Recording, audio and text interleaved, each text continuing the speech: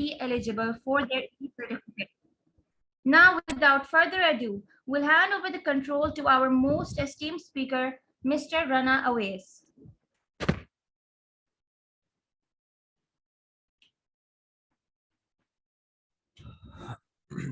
Bismillahirrahmanirrahim. Assalamu alaikum, everyone. I'm glad that around 80 plus participants or almost 90 participants have joined so far. सबसे पहले मैं अपना तारुफ करवा देता हूँ, although thanks to Sauda and Naveera, उन्होंने तारुफ ऑलरेडी करवा दिया. आई होप सबको आवाज़ क्लियर आ रही होगी. चैट में कोई भी इशू होता है आप सवाल कर सकते हैं या मुझे फीडबैक भी दे सकते हैं. तो स्टार्ट करते हैं. इंट्रोडक्शन ऑलरेडी हो गया था.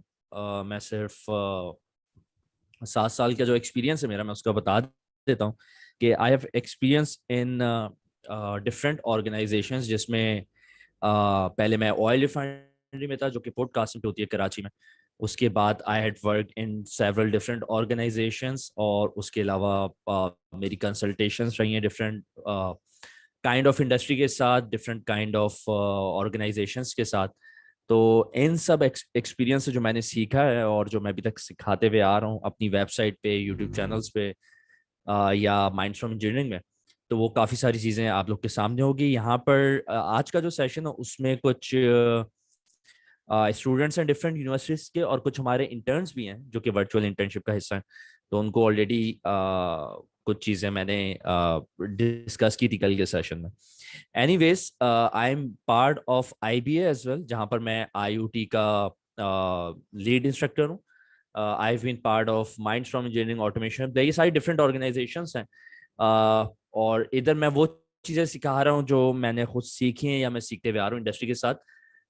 उसके अलावा I have been a partner of some foreign companies, और उसमें एक सीमेंस भी है, फिनिक्स भी है. कुछ कंपनीज ने मुझे स्पॉन्सर भी कर रखा है फॉर पाकिस्तान. स्पॉन्सर का मकसद ये होता है, वो कहते हैं कि आप हमारी प्रोडक्ट लें और इसके ऊपर कंटेंट बनाएं या इसके ऊपर ट्रेनिंग्स करवाएं लोगों को, या ये इंडस्ट्री के अंदर जाके पिच करें. तो उससे ये एक्नॉलेजमेंट मिलती है कि उन्होंने देखा होता है कि मेरा एक्सपीरियंस से मेरी प्रोफाइल क्या है. तो it's been an honour of working for them in Pakistan, अल्हम्दुलिल्लाह. और इसके अलावा सिस्को के साथ एफिलिएशन है. तो ये जितनी भी इंडस्ट्रियल ऑटोमेशन IoT की ऑर्गेनाइजेशंस हैं, इनके साथ हम लोग प्रैक्टिकली काम कर रहे होते हैं. ऐसा नहीं है कि मैं कुछ किताबें पढ़ ली हैं या मैंने कुछ कोर्सेज कर लिए और वही चीज़ें मैं सिखा रहा हूँ. तो उनके साथ प्रैक्टिकली और हैंड्स ऑन काम कर रहे होते हैं. तो मुझे अभी एग्जिस्टिंग स्टेट पता है कि डिफरेंट कंट्रीज में डिफरेंट ऑर्गेनाइजेशंस इंडस्ट्री 4.0 पे किस तरह से काम कर रही हैं, और वो मैं चीज़ें कुछ इन 2 सेशंस में हम लोग शेयर कर भी रहे होंगे. सेशन का फ्लो कुछ ये होगा. आज कंप्लीटली थ्योरेटिकल चीज़ें हम लोग कर रहे होंगे, कवर कर रहे होंगे, अंडरस्टैंडिंग बना रहे होंगे इंडस्ट्री 3.0 और इंडस्ट्री 4.0 के कॉन्सेप्ट्स में. और कल का जो सेशन है वो मोस्टली हम लोग कोशिश करेंगे प्रैक्टिकल एक्टिविटीज उसके अंदर शो करें और कुछ चीज़ें आपसे करवाएंगे उसके अंदर. तो मैं प्रेजेंटेशन शेयर कर देता हूँ आप लोगों के साथ, ताकि हम लोग इसको ऑफिशियली स्टार्ट डिस्कशन अपनी स्टार्ट कर सकें. एक सेकेंड.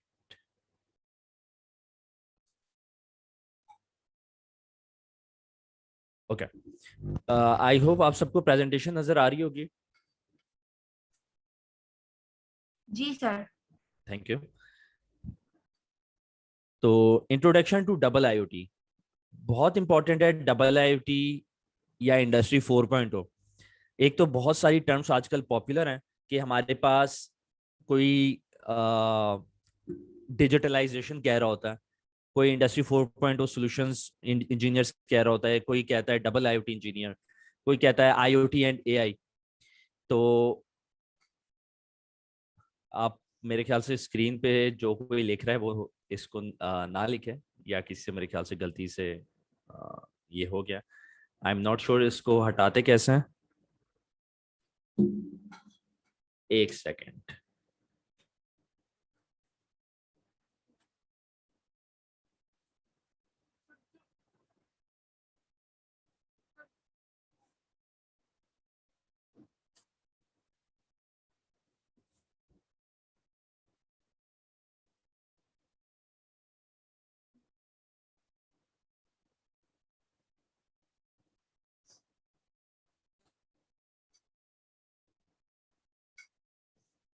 मैं स्क्रीन शेयर फिर से कर रहा हूँ आप लोगों के साथ।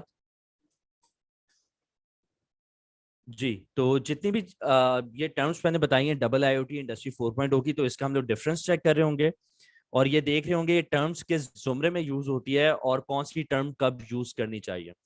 इंट्रोडक्शन मेरा ऑलरेडी हो गया है, इससे हम लोग आगे बढ़ते हैं।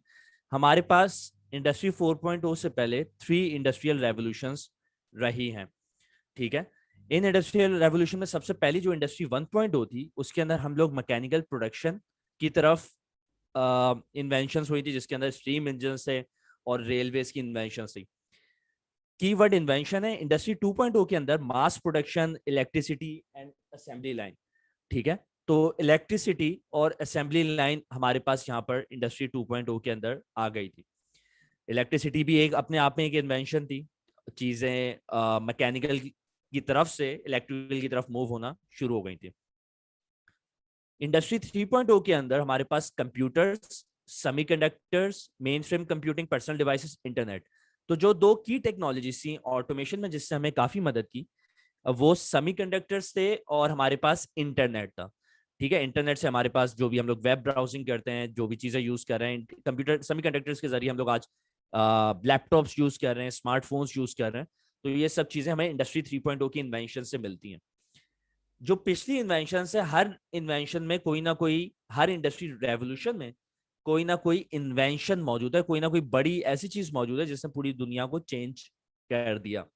इंडस्ट्री 4.0 के अंदर क्या हो रहा है कि अगर हमारे पास इंटरनेट था फॉर हम लोग मोबाइल फोन्स लैपटॉप में यूज कर रहे हैं, अब इंटरनेट की बात हो रही है इंटरनेट ऑफ थिंग्स के लिए, कि हम लोग इंडस्ट्रियल डिवाइसेस या स्मार्ट सिटी की डिवाइसेस, होम ऑटोमेशन की डिवाइसेस में हर चीज में इंटरनेट ला सकें, तो ताकि वो आपस में कम्युनिकेट कर सकें। जैसे हमारे मोबाइल फोन दूसरे मोबाइल फोन के साथ कनेक्ट कर लेते हैं, हमारे पास डिफरेंट एप्स होती हैं, हमारे पास वेब ब्राउजिंग अवेलेबल है, हम लोग मोबाइल के जरिए हर डेटा को एक्सेस कर सकते हैं। तो इसी तरह घर में हमारे पास लाइट, फैंस, रेफ्रिजरेटर्स, ये सब चीजें, इंडस्ट्री के अंदर हमारे पास मोटर, पंप्स, मशीन्स हैं। तो सब चीजें आपस में कम्युनिकेट कर रही हो, जिसको हम लोग मशीन टू मशीन कम्युनिकेशन कहते हैं। और सब डेटा हमारे पास मोबाइल फोन, टैबलेट्स, वेबसाइट्स और इस तरह से हमारे पास एक्सेस हो। अगर कंप्यूटिंग 1960 में स्टार्ट हुई थी, तो अब एडवांस कंप्यूटिंग और एआई की बात करें कि डेटा ज्यादा बड़े लेवल पे जनरेट हो, जिसको बिग डेटा कहते हैं, ठीक है। और उसके ऊपर फिर हम लोग मशीन लर्निंग अप्लाई कर सकें कि पास्ट प्रेजेंट के डेटा को लेके फ्यूचर का डेटा हम लोग देख सकें। इसी तरह स्मार्ट मशीन्स का कॉन्सेप्ट है इंडस्ट्री 4.0 के अंदर। जो ये सारे कॉन्सेप्ट्स हैं, इसमें ये देखो कि कोई न्यू इन्वेंशन पहली चीज नहीं है। स्मार्ट मशीन्स किस तरह से हमें मिल रही हैं कि वही इंटरनेट है जो इंडस्ट्री 3.0 के अंदर था, लेकिन वो हमने अब मशीन्स के लिए दे दिया है ताकि मशीन्स आपस में भी बात कर सके। इंटरनेट ऑफ थिंग्स का कॉन्सेप्ट है। कंप्यूटिंग भी वही है, बट कंप्यूटिंग प्रोसेसिंग पावर बहुत ज्यादा बढ़ गई है, ठीक है। और उसकी वजह से डेटा बिग डेटा में कन्वर्ट हो गया है। और जो स्टैट्स हम लोग यूज करते थे रिग्रेशन और उसके एल्गोरिथम से, वो फुल फ्लैश पाइथन यूज करते हुए हम लोग मशीन लर्निंग के अंदर यूज करते हैं। तो पीछे भी कॉन्सेप्ट वही था, प्रिडिक्शंस पहले भी कर रहे होते थे, लेकिन अब काफी इजीली और काफी बड़े डेटा पे हम लोग कर सकते हैं। तो कहने का मकसद ये था कि इंडस्ट्री 4.0 का ये कॉन्सेप्ट क्लियर हो। जैसे हमारे पास इंटरनेट की इन्वेंशन थी, कंप्यूटर्स की इन्वेंशन थी, इलेक्ट्रिसिटी की इन्वेंशन थी, स्ट्रीम की इन्वेंशन थी, इस तरह से कोई इन्वेंशन नहीं है। बट इंडस्ट्री 4.0 एक रेवोल्यूशन है, एक मूवमेंट है, जिसके जरिए हम लोग अपनी इंडस्ट्रीज को स्मार्ट इंडस्ट्रीज में कन्वर्ट कर रहे हैं, होम्स को स्मार्ट होम्स में कन्वर्ट कर रहे हैं, सिटीज को स्मार्ट सिटीज में कन्वर्ट कर रहे हैं, कार्स को स्मार्ट ऑटोनोमस कार्स में कन्वर्ट कर रहे हैं। तो वो ये टेक्नोलॉजीज जो है, डिफरेंट टेक्नोलॉजीज, सब टेक्नोलॉजीज, ये हमें हेल्प कर रही होंगी ये चीज अचीव करने में। तो आपका कोई सवाल हो, इस हवाले से आप लोग चैट में कर सकते हैं साथ साथ। बाकी आई वुड रिक्वेस्ट, बल्कि सही है, मेरे ख्याल से कैमरा मैंने फिर ऑन कर दिया ताकि आप लोग थोड़ा बहुत मुझे देख सकें और थोड़ी क्लास इंटरेक्टिव हो सके सेशन जो। अच्छा, ये कुछ डिवाइसेस हैं that did not exist in 2006। IPhone, iPad, 4G, Uber, Android, Oculus, Instagram. और टाइम टू मार्केट जो है, फॉर एग्जांपल कुछ इसमें से एप्लीकेशंस का या हार्डवेयर का, वो कुछ साल ही है। कहने का मकसद ये कि टेक्नोलॉजी रेवोल्यूशंस इतनी तेजी से चेंज होती हैं। अब आईफोन जो है वो आई बिलीव $1 ट्रिलियन कंपनी है, एप्पल जो है, सॉरी, जिनकी प्रोडक्ट है आईफोन और आईपैड। इंस्टाग्राम $1 बिलियन कंपनी है, उबर $1 बिलियन कंपनी है। तो ये चीजें वक्त के साथ बहुत तेजी से चेंज होती हैं। तो इंडस्ट्री 4.0 को भी यही कॉन्सेप्ट है कि ये देखो, नोकिया का आप सबको पता है कि वो किस तरह से ऑब्सलीट हो गया था, उन्होंने अपने साथ साथ साथ इनोवेट नहीं किया। याहू की अभी हमारे पास सामने एग्जांपल है, वो कुछ कंपनीज को एक्वायर कर सकता था, उसने नहीं किया। तो इससे जाहिर ये होता है कि इंडस्ट्रीज भी अगर आज के जमाने में इनोवेट नहीं करेंगी तो हो सकता है 10 साल बाद वो एग्जिस्ट करें ही ना। ठीक है, तो ये मार्केटिंग में, इनोवेशन में, एमबीएस के अंदर बहुत पढ़ाया जाता है, बट कुछ लोग इसको सीरियस लेते हैं, कुछ इंडस्ट्री सीरियस नहीं लेती। तो कॉन्सेप्ट यही है कि आज अगर इंडस्ट्री डिजिटल ट्विन के ऊपर, इंडस्ट्री 4.0 के कॉन्सेप्ट पे नहीं काम करती, हो सकता है जो प्रोडक्ट की कस्टमाइजेशन, प्रोडक्ट की क्वालिटी, प्रोडक्ट की कॉस्ट रिक्वायर्ड हो, वो अगले 10 साल बाद अचीव नहीं कर सकी, क्योंकि उन्होंने इनोवेट नहीं किया। स्टील मिल की हमारे सामने एग्जांपल है पाकिस्तान में। ठीक है, ये जो मैं बता रहा था, time to reach 100 million customers 2 साल में इंस्टाग्राम ने रीच कर लिया। Pokemon go, it was just a game, लेकिन आपको पता है कि गेमिंग और उसकी इंडस्ट्री में ऑलरेडी कितना बूम आया हुआ है। वेब, टेलीफोन, ये सब चीजें आप देख सकते हैं। 4IR is still a vision in a sense कि अगर कोई कहता है यार पाकिस्तान में 4IR की बहुत इंडस्ट्रीज हैं, वो गलत है। अगर वो कहता है बाहर बहुत सारी इंडस्ट्रीज हैं 4IR पे टोटली कन्वर्ट हो सकती हैं, वो गलत है। वो कुछ कुछ पोर्शंस के अंदर कन्वर्जन जारी है, बट मैं बताऊंगा किस तरह से कौन सी इंडस्ट्रीज काम कर रही हैं। 4IR का विजन क्या है? फ्लेक्सिबल कस्टमर रिक्वायरमेंट्स, मास पर्सनलाइजेशन। अगर आप आज टोयोटा की इंडस्ट्री में जाते हो, या चांगान यहाँ पे असेंबल हो रही है, होंडा की इंडस्ट्री में जाते हो, मैं ऑटो पार्ट्स की इंडस्ट्री में पिछले हफ्ते ही गया हुआ था एक पॉडकास्ट में, 1.5 हफ्ते पहले। तो वो जो पार्ट्स प्रोडक्शन लाइन पे लगे होते हैं, या कोई गाड़ी प्रोडक्शन लाइन पे लगी होती है, वही उस वक्त बन रही होती है कि कल्टस की प्रोडक्शन जा रही है, ऑल्टो की प्रोडक्शन जा रही है। अब मैं कहता हूँ यार कि एक गाड़ी जो है मेरी उस वक्त कल्टस बन रही हो, उसके पीछे करोला आ जाए, या जो कल्टस बन रही है उसके अंदर डिफरेंट कलर की हो, या कस्टमर की रिक्वायरमेंट के हिसाब से उससे मल्टीपल कलर्स की कुछ एक गाड़ी मांगी हुई है। तो पर्सनलाइज लेवल पे हर बंदे की, हर क्लाइंट की ख्वाहिश के मुताबिक गाड़ी डिजाइन हो रही हो, तो इस तरह से कोई पर्सनलाइजेशन की जाए, प्रोडक्शन लाइन फास्टर हो जाए विदाउट कॉम्प्रोमाइजिंग क्वालिटी। अक्सर ये होता था कि अगर हम लोग मशीन की स्पीड बढ़ाते हैं तो कहीं ना कहीं क्वालिटी प्रोडक्ट की डिस्टर्ब हो जाती है। Connectivity among machines and processes, machine to machine communication का कॉन्सेप्ट है, और डिजिटल ट्विन का कॉन्सेप्ट है, वो मैं आगे बताऊंगा। Intelligent devices, automation, robotics. ठीक है, 4IR की टेक्नोलॉजीज कौन सी आ जाती है? तो मैंने बताया 4IR में जैसे 3IR के अंदर इंटरनेट और सेमीकंडक्टर्स इन्वेंशन थी, 4IR के अंदर कोई इन्वेंशन नहीं है। वो बात करते हैं साइबर फिजिकल सिस्टम्स की। फिजिकल हमारे पास सेंसर्स हैं, मशीन्स हैं, उनकी सारी, उनका सारा डेटा, उनकी सारी एनिमेशंस, विजुअलाइजेशन हमारे सामने एक टैबलेट पे या मेरे मोबाइल फोन पे एज इट इज आ जाए कि मेरी गाड़ी बन रही है किसी इंडस्ट्री में, तो अभी कौन सी प्रोडक्शन लाइन पे और क्या चीजें उसके ऊपर अभी इंस्टॉल हो रही हैं, रियल टाइम में मुझे उसकी सारी इंफॉर्मेशन मिल रही हो। इसको डिजिटल ट्विन भी हम लोग कहते हैं। इंटरनेट ऑफ थिंग्स है कॉन्सेप्ट, स्मार्ट फैक्ट्रीज भी है, स्मार्ट हेल्थ भी है, स्मार्ट सिटीज भी है, ऑटोनोमस कार्स भी है, सब इंटरनेट ऑफ थिंग्स की एप्लीकेशन है। डबल आईओटी जो है वो आईओटी का सबसेट है, और डबल आईओटी रेफर करता है स्मार्ट फैक्ट्रीज के लिए। तो अगर कोई आईओटी कहता है इंडस्ट्री के लिए, तो अगेन तुम लोग को अब समझ जाना चाहिए आईओटी का मकसद smart home, smart health, smart cities की तरफ है। कोई डबल आईओटी कहता है, जैसे आप लोग अब डबल आईओटी इसको कहोगे, तो अगले को पता चल जाएगा, एचआर वाला होगा या कोई टेक्निकल मैनेजर होगा, कोई इंडस्ट्री का सीईओ होगा, वो पता चल जाएगा कि इसको एटलीस्ट टर्म्स क्लियर है, तो इस स्टूडेंट को कोई ना कोई नॉलेज है। अब कोई कहता है यार इंडस्ट्री 4.0 पे मैं जॉब करना चाह रहा हूँ, तो इंडस्ट्री 4.0 के अंदर तो बहुत डिफरेंट फील्ड्स हैं, बट इंडस्ट्री 4.0 को आप रेफर करना है स्मार्ट फैक्ट्री के ऊपर, कि इंडस्ट्री 4.0 फॉर स्मार्ट फैक्ट्री, या इंडस्ट्री 4.0 फॉर इंडस्ट्रीज, या फिर डबल आईओटी आप कह लो। इंडस्ट्री 4.0 एक रेवोल्यूशन है, एक मूवमेंट, और डबल आईओटी उसकी फील्ड है फॉर स्मार्ट फैक्ट्रीज। तो ये टर्म्स क्लियर होना बहुत जरूरी है।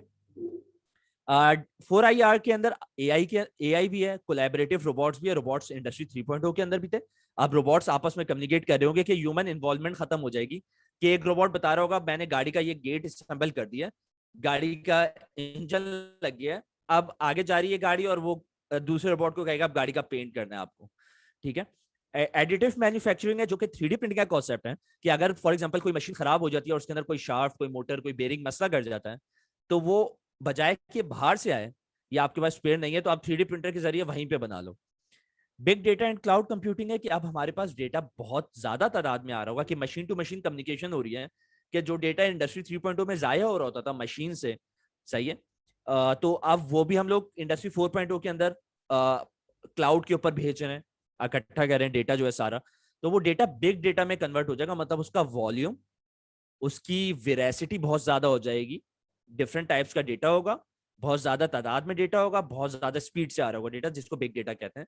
और उसको स्टोर करने के लिए इंडस्ट्री के पास ऑप्शन होता है कि अपना इंफ्रास्ट्रक्चर रखें, अपने सर्वर्स रखें, जिसके अंदर यही हार्ड ड्राइव्स वगैरह ये यूज हो रही होती है। अगर आप इंडस्ट्रीज में जाओ तो आईटी सर्वर, आईटी रूम होता है, या आप अपनी यूनिवर्सिटीज में जाओ तो आईटी रूम होता है।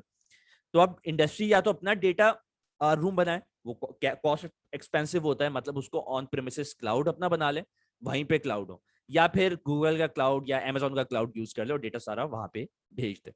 और साइबर सिक्योरिटी आ जाती है कि जो इतना सारा डेटा आ रहा है और इतनी ज्यादा जगह पे लोगों को एक्सेस मिल रही है, और इतनी ज्यादा लोगों को एक्सेस मिल रही है, उसको सिक्योर कैसे करना है। तो ये 4IR की टेक्नोलॉजीज हैं। हम लोग मेनली बात कर रहे होंगे IIoT for smart factories. IIoT के कॉन्सेप्ट की अच्छी बात यह कि it's a core field, IoT is a core field of 4IR, और IIoT is a core field for industry 4.0 for smart factories. और IIoT के अंदर साइबर फिजिकल सिस्टम्स भी आ जाते हैं, AI भी आ जाती है, कहीं ना कहीं जाके रोबोट्स भी आ जाती है, कहीं ना कहीं जाके बिग डेटा क्लाउड कंप्यूटिंग भी आ जाती है, कहीं ना कहीं जाके साइबर सिक्योरिटी भी आ जाती है। तो ये सब फील्ड्स कहीं ना कहीं जाके इंटरेक्ट कर रही होती हैं। अब इस सब चीजों को सीखना, इन सब स्किल्स को सीखना बहुत मुश्किल है, बट एक चीज आपको जाहिर हो गई होगी कि इसमें ये डोमेन नहीं है कि इंडस्ट्री 3.0 के अंदर इलेक्ट्रिकल इंजीनियर इलेक्ट्रिसिटी पे काम कर रहा है, ट्रांसफार्मर जनरेशन और उस पे, और मैकेनिकल वाला अपने मैकेनिकल चीजों पे काम कर रहा है, कंप्यूटर साइंस वाला अपनी चीजों पे काम कर रहा है। इसके अंदर बहुत ज्यादा ब्लर्ड लाइंस हैं कि आपकी स्किल सेट अब IoT है, उसके अंदर सॉफ्टवेयर भी है, हार्डवेयर भी है, प्रोग्रामिंग भी है। तो कंप्यूटर साइंस वाले को हो सकता है कुछ हार्डवेयर की चीजें सीखनी पड़े, इलेक्ट्रिकल को चाहिए कुछ क्लाउड की चीजें उसको सीखनी पड़े, सॉफ्टवेयर प्रोग्रामिंग की चीजें सीखनी पड़े। तो बहुत ज्यादा ट्रेंड इस तरह से मैकेनिकल इंजीनियर्स को हो सकता है, क्योंकि रोबोट्स भी हैं, एडिटिव मैन्युफैक्चरिंग भी है, ये चीजें भी सीखनी पड़े, या उसको अपनी मैकेनिकल इक्विपमेंट से डेटा कैप्चर करना है तो उसको IoT भी सीखना पड़े। तो ये सब चीजें कॉन्सेप्ट इस तरह से इसके अंदर। तो इसके अंदर बंदा जो सॉरी इसके अंदर जो बंदे की पोजीशन होगी, अब वो इलेक्ट्रिकल मैकेनिकल इंजीनियर नहीं होगी, वो IoT डेवलपर होगी, वो AI इंजीनियर होगी, वो साइबर सिक्योरिटी इंजीनियर होगी, इस तरह से होगी। कहने का मकसद ये था कि आपको अब अपनी फील्ड से हटके ये स्किल्स भी इस तरह से लेनी पड़ेंगी। और वर्ल्ड इकोनॉमिक फोरम कहता है कि 2025 तक यही टॉप 10 स्किल्स रहेंगी जो कुछ सामने मेंशन है। अच्छा, अब IIoT पे आने से पहले मुझे दो चीजें आपको क्लियर करनी पड़ेगी। First is industrial automation, second is IoT। उसके बाद ही आप लोग IIoT बेहतर तरीके से समझ सकते हैं। काफी जगह पे ये होता है कि आपको कहीं आपने कोई कोर्स कर लिया होता है या कहीं आपने इंटर्नशिप कर ली होती है, वो डायरेक्ट इंडस्ट्री 4.0 पे जंप कर जाता है। मैंने बताया इंडस्ट्री 4.0 जो है, नीचे इंडस्ट्री 3.0 ही होगी बेस में, उसके ऊपर इंडस्ट्री 4.0 की टेक्नोलॉजी स्टैक बनेगा। ठीक है, तो इस पे हम लोग स्टार्ट करते हैं। मैं देख लेता हूँ अगर किसी ने कोई सवाल किया हो। अभी तक कोई सवाल नहीं है तो आप लोग साथ साथ सवाल कर सकते हैं, ताकि मुझे पता हो कि आप लोग को चीजें समझ में आ रही हैं। ठीक है, आप लोग अभी चैट में सवाल कर सकते हैं, और उसके बाद एंड में हम लोग इंशाल्लाह 10 to 15 मिनट्स का सेशन करेंगे, ताकि हम लोग उसमें आपके माइक ओपन करके सवाल ले सकें। इंडस्ट्रियल ऑटोमेशन इंडस्ट्री 3.0 की टेक्नोलॉजी है, जिसमें हम लोग PLC, HMI, SCADA इस तरह के सॉफ्टवेयर यूज करते हुए, हार्डवेयर यूज करते हुए अपनी मशीन्स को प्रोग्राम करते हैं। तो इंडस्ट्रियल ऑटोमेशन जहाँ एग्जिस्ट करती है, जहाँ पे आपकी सारी मशीन्स और आपके प्लांट्स, आपके बॉयलर्स, आपके फिल्ट्रेशन प्लांट्स हो गए, आपके हीटर्स हो गए, बर्नर्स हो गए, इस तरह की सारी मशीन्स को हम लोग ऑटोमेट करते हैं, ताकि ह्यूमन इन्वॉल्वमेंट कम हो। पहले क्या होता था कि इंसान वो हैंडल वेल्व्स लगे होते थे, उससे एक जगह से फ्लो खोल रहा है पानी का, या जो भी फ्लो आ रहा है स्ट्रीम का, एयर का, फिर दूसरी जगह जा रहा है, वो मशीन को बटन से ऑपरेट कर रहा है, पीछे रिलेस लगे हुए इलेक्ट्रोमैकेनिकल रिलेस। तो इस तरह से कुछ मशीन ऑपरेट हो रही होती थी। रिलेस आपको काफी तादाद में रिले लॉजिक स्टील मिल में भी दिखेगी, अगर आपको कभी जाना हो। ठीक है, तो अब क्या हो गया, वो जो हैंडल वेल्व वो ऑपरेटर मैन्युअली खोल रहा है, उस उधर कंट्रोल वेल्व्स आ गए, प्रोपोर्शनल वेल्व्स आ गए। ठीक है, जहां पर बटन्स लगे हुए हैं वहां पर अब HMI आ गई है, ह्यूमन मशीन इंटरफेस आ गई है। ह्यूमन मशीन इंटरफेस के जरिए वो वहां पर मतलब उसको मशीन को कंट्रोल कर सकते हैं बजाय कि बटन से करें। बटन्स भी ऑल्दो यूज होते हैं, रिलेज भी थोड़े बहुत यूज होते हैं, बट कॉन्सेप्ट यही है। ठीक है, तो ये सब चीजें आप इलेक्ट्रिकल डिवाइस से इंडस्ट्री 3.0 के अंदर रिप्लेस हो गई। फायदे क्या आते हैं? हायर प्रोडक्टिविटी, कम टाइम में ज्यादा प्रोडक्शन, उसी ज्यादा प्रोडक्शन पे बेहतर क्वालिटी, अच्छी मशीन की एफिशिएंसी हो, एक्यूरेट इंफॉर्मेशन हो, फ्लेक्सिबिलिटी बेहतर हो, फिजिकल वर्क हमें ना करना पड़े। ठीक है, और फिजिकल वर्क के लिए हमारे पास रोबोट्स वगैरह लगे हों या क्रेन्स वगैरह या इस तरह से इक्विपमेंट हो, और हैजर्डस एनवायरनमेंट जहां पे फॉर एग्जांपल न्यूक्लियर प्लांट है, इंसान की एक्सेस नहीं है, वहां पर भी इक्विपमेंट आपका काम कर सकता है, चल सकता है। तो ये कॉन्सेप्ट था आपका इंडस्ट्रियल ऑटोमेशन का। इंडस्ट्रियल ऑटोमेशन में स्टैंडर्ड क्या फॉलो करना है? अब कल भी एक कुछ इंटर्न्स से मुझसे सवाल किया था कि हम लोग अपने पर्सपेक्टिव से कोई चीज कर लें, या अपने पर्सपेक्टिव हम लोग बेहतर तरीके से इंप्लीमेंट कर सकें टू अचीव इंडस्ट्रियल ऑटोमेशन। ठीक है, एक सेकेंड आ जाए। तो हमारे पास हर चीज स्टैंडर्ड्स गाइड करती है। स्टैंडर्ड्स क्या होते हैं? जो फॉर एग्जांपल ये ISA 95 का पर्ड्यू मॉडल है, इंटरनेशनल सोसाइटी ऑफ ऑटोमेशन, जिसका कुछ अरसे में प्रेसिडेंट रहा था पाकिस्तान में। तो ये ऑर्गेनाइजेशन ऐसी है जिसमें इंडस्ट्री के टॉप लेवल के लोग बैठे हुए हैं, एकेडमिया के टॉप लेवल के लोग बैठे हुए हैं। वो स्टैंडर्ड्स बनाते हैं कि इंडस्ट्री को किस तरह से ऑटोमेशन करनी चाहिए। तो हर चीज के बिहाइंड कोई स्टैंडर्ड होता है। इंडस्ट्री में आप कोई पैनल देखोगे लगा हुआ, कोई केबल देखोगे लगा हुआ, कोई केबल का कलर देखोगे, कोई केबल के टैग्स देखोगे, कोई PLC देखोगे, कोई HMI देखोगे, कोई सेंसर देखोगे, हर किसी का कोई ना कोई स्टैंडर्ड है जिसके ऊपर वो लग रही है। ऐसा नहीं होता मैं अपनी मर्जी से जाके कोई भी केबल और कोई भी कलर के और कोई भी साइज की लगा दूं। ठीक है, तो ये स्टैंडर्ड है ISA 95, जिसके अंदर 5 लेवल्स हैं। IS फील्ड लेवल है, नीचे कंट्रोल लेवल है, प्रोसेस लेवल है, ऑपरेशन MES लेवल है, और बिजनेस लेवल है। ठीक है, field level, control level, supervision level, supervisory level इसको कहते हैं, MES लेवल, सही है, ऑपरेशन मैनेजमेंट लेवल, और बिजनेस लेवल। इन 5 लेवल्स को मैंने यूट्यूब पे अपनी काफी सारी वीडियोस में एक्सप्लेन भी किया है, और आई होप कुछ चीजें आप लोगों ने पहले से देखी भी होंगी, लेकिन मैंने फिर भी ये चीजें डाली हैं सेशन में, ताकि मैं आप लोग को फिर से कुछ चीजें एक्सप्लेन कर सकूं। अब चीजें थोड़ी टेक्निकल होंगी, लेकिन मेरा मकसद, अगर मैं इस तरह से करूं कि चीजों को आपको बहुत ही आसान करके स्पून फीड कर दूं, तो वो गलत हो जाएगा, क्योंकि आप कहीं इंटर्नशिप के लिए जाते हो या आप कहीं जॉब के लिए जाते हो, आप बाहर मुल्क जाते हो स्टडी के लिए, जॉब के लिए, तो आपको फिर आगे डिफिकल्टी होगी। तो मेरा पर्पस ये है कि आपको सही चीज सही स्टैंडर्ड्स में बता सकूं। तो हम लोग बारी बारी इन लेवल्स को देख लेते हैं, जो 5 लेवल हैं। मैं एक चीज बता देता हूँ, फील्ड लेवल के ऊपर माइक्रो सेकंड मिली सेकंड के अंदर काम होता है। फील्ड लेवल के ऊपर सारे सेंसर्स लगे होते हैं आपके। सेंसर्स के अंदर pressure, level, flow, limit switches, ये सारे सेंसर्स लगे होते हैं, और कम्युनिकेशन प्रोटोकॉल्स होते हैं। आजकल इंडस्ट्रियल ईथरनेट बहुत मशहूर है, कि पहले हमारे पास RS-232 या सीरियल कम्युनिकेशन प्रोटोकॉल यूज होते थे। आपने 12 पिन DB कनेक्टर देखा होगा, कंप्यूटर के पीछे भी आता था, ये सीरियल केबल्स के कनेक्टर आते थे। तो आजकल हमारे पास वो चीजें सब ईथरनेट पे कन्वर्ट हो गई हैं। ठीक है, तो इंडस्ट्री में जो ईथरनेट यूज होता है इसको इंडस्ट्रियल ईथरनेट कहते हैं, जिसमें प्रोफीनेट भी है, ईथरनेट IP है, ये सब यूज होते हैं। तो ये फील्ड लेवल के अंदर आ जाता है। कंट्रोल लेवल के अंदर PLC आ जाते हैं, प्रोग्रामेबल लॉजिक कंट्रोलर। इसकी मैं डिटेल्ड वीडियोस आप लोग से शेयर करवा दूंगा, ताकि यूट्यूब पे मेरी वीडियोस ना, ताकि आप लोग इसको डिटेल में देख लें कि PLC क्या होता है, जिसको आइडिया नहीं है। तो PLC लेवल आ जाता है। PLC का मतलब ये है कि ऐसा कंट्रोलर जो इंडस्ट्रियल स्टैंडर्ड पे बना हुआ है, और वो मशीन्स को कंट्रोल करने के लिए और प्रोग्राम करने के लिए यूज होता है। हमारे पास आर्डिनो, रास्पबेरी पाई इस तरह के भी होते हैं, बट वो इंडस्ट्री में यूज नहीं होते। PLC एक स्टैंडर्ड को मीट करता है, इसलिए वो यूज होता है। सुपरवाइजरी लेवल पे SCADA HMI आ जाता है, कि हमारे पास सेंट्रलाइज सब चीजें एक स्क्रीन सॉफ्टवेयर के ऊपर मॉनिटर हो रही हो, जिससे हम लोग एक जगह पे बैठ के और आराम से अपनी चाय जूस पीते हुए और सब चीजें कंट्रोल कर रहे हो। तो स्काडा लेवल का ऑटोमेशन का मकसद ये होता है कि अब मशीन आपके नीचे से PLC रख के ऑटोमेशन हो गई है। अब सारा डेटा उठकर आपके पास स्काडा एक सॉफ्टवेयर पे आ रहा है, या HMI मशीन लेवल पे होती है ऑपरेटर के लिए, वहीं पे वो कंट्रोल कर ले टच स्क्रीन के साथ। और स्काडा जो है वो एक सुपरवाइजरी लेवल होता है, जो सीनियर ऑपरेटर या सीनियर इंजीनियर के कंट्रोल में होता है, कि वहां पे सारी चीजें कंट्रोल हो रही हो। जी, तो इसके अलावा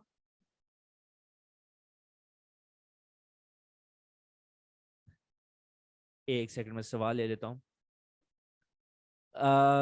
नवीरा का सवाल है रिगार्डिंग क्लाउड के बारे में। वैसे क्लाउड का मैं आगे जाके बताऊंगा, लेकिन क्लाउड के बारे में सिक्योरिटी का जो सवाल है, क्लाउड जब भी मैंने लिखा हुआ था या मैंने बताया था कि ऑन प्रेमिसेस क्लाउड अक्सर इंडस्ट्री यूज कर रही होती है।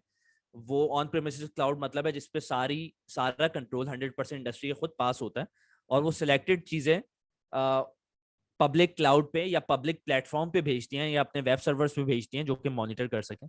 तो वो अपना कंट्रोल सारा अपने पास रखती हैं। लेकिन अगर हम लोग क्लाउड भी यूज कर रहे हैं, पब्लिक क्लाउड भी डेटा भेज रहे हैं गूगल आईबीएम पे, तो हम लोग वो प्रोटोकॉल्स यूज करते हैं जो सेफ एंड सिक्योर हैं, जैसे एमक्यूटीटी। और एमक्यूटीटी के अंदर हम लोग टीएलएस यूज करते हैं और सर्टिफिकेट्स यूज करते हैं और ऑथेंटिकेशन यूज करते हैं, ताकि उसको वो इनहेरेंटली सिक्योर है। तो बंदे के ऊपर है वो प्रोग्राम किस तरह से करता है, ऑल्दो ये चीजें सिक्योर है। ठीक है। अच्छा, आपके पास स्टूडेंट से सवाल आया था, ठीक है नवीरा। तो हम लोग इस तरह से उसको सिक्योर बनाते हैं कि अगर हम एमक्यूटीटी के जरिए अपने प्लान का डेटा क्लाउड पे भेज रहे हैं, तो उसके अंदर हम लोग टीएलएस, हम लोग सर्टिफिकेट्स, हम लोग उसके अंदर ऑथेंटिकेशन यूज करें। आप एमक्यूटीटी को सही से यूज नहीं करते किसी चीज को, तो ऑब्वियसली वो उसके अंदर फिर गैप्स रह जाएंगे। तो ये स्टैंडर्ड्स पे कंप्लाई हमें करना पड़ता है। अच्छा, सुपरवाइजरी लेवल, स्काडा लेवल का मैं बता रहा था, एक सेंट्रलाइज सॉफ्टवेयर है जिसपे सीनियर इंजीनियर या ऑपरेटर बैठा हुआ है और वो पूरे प्लांट को कंट्रोल कर रहा है या मॉनिटर कर रहा है। ठीक है।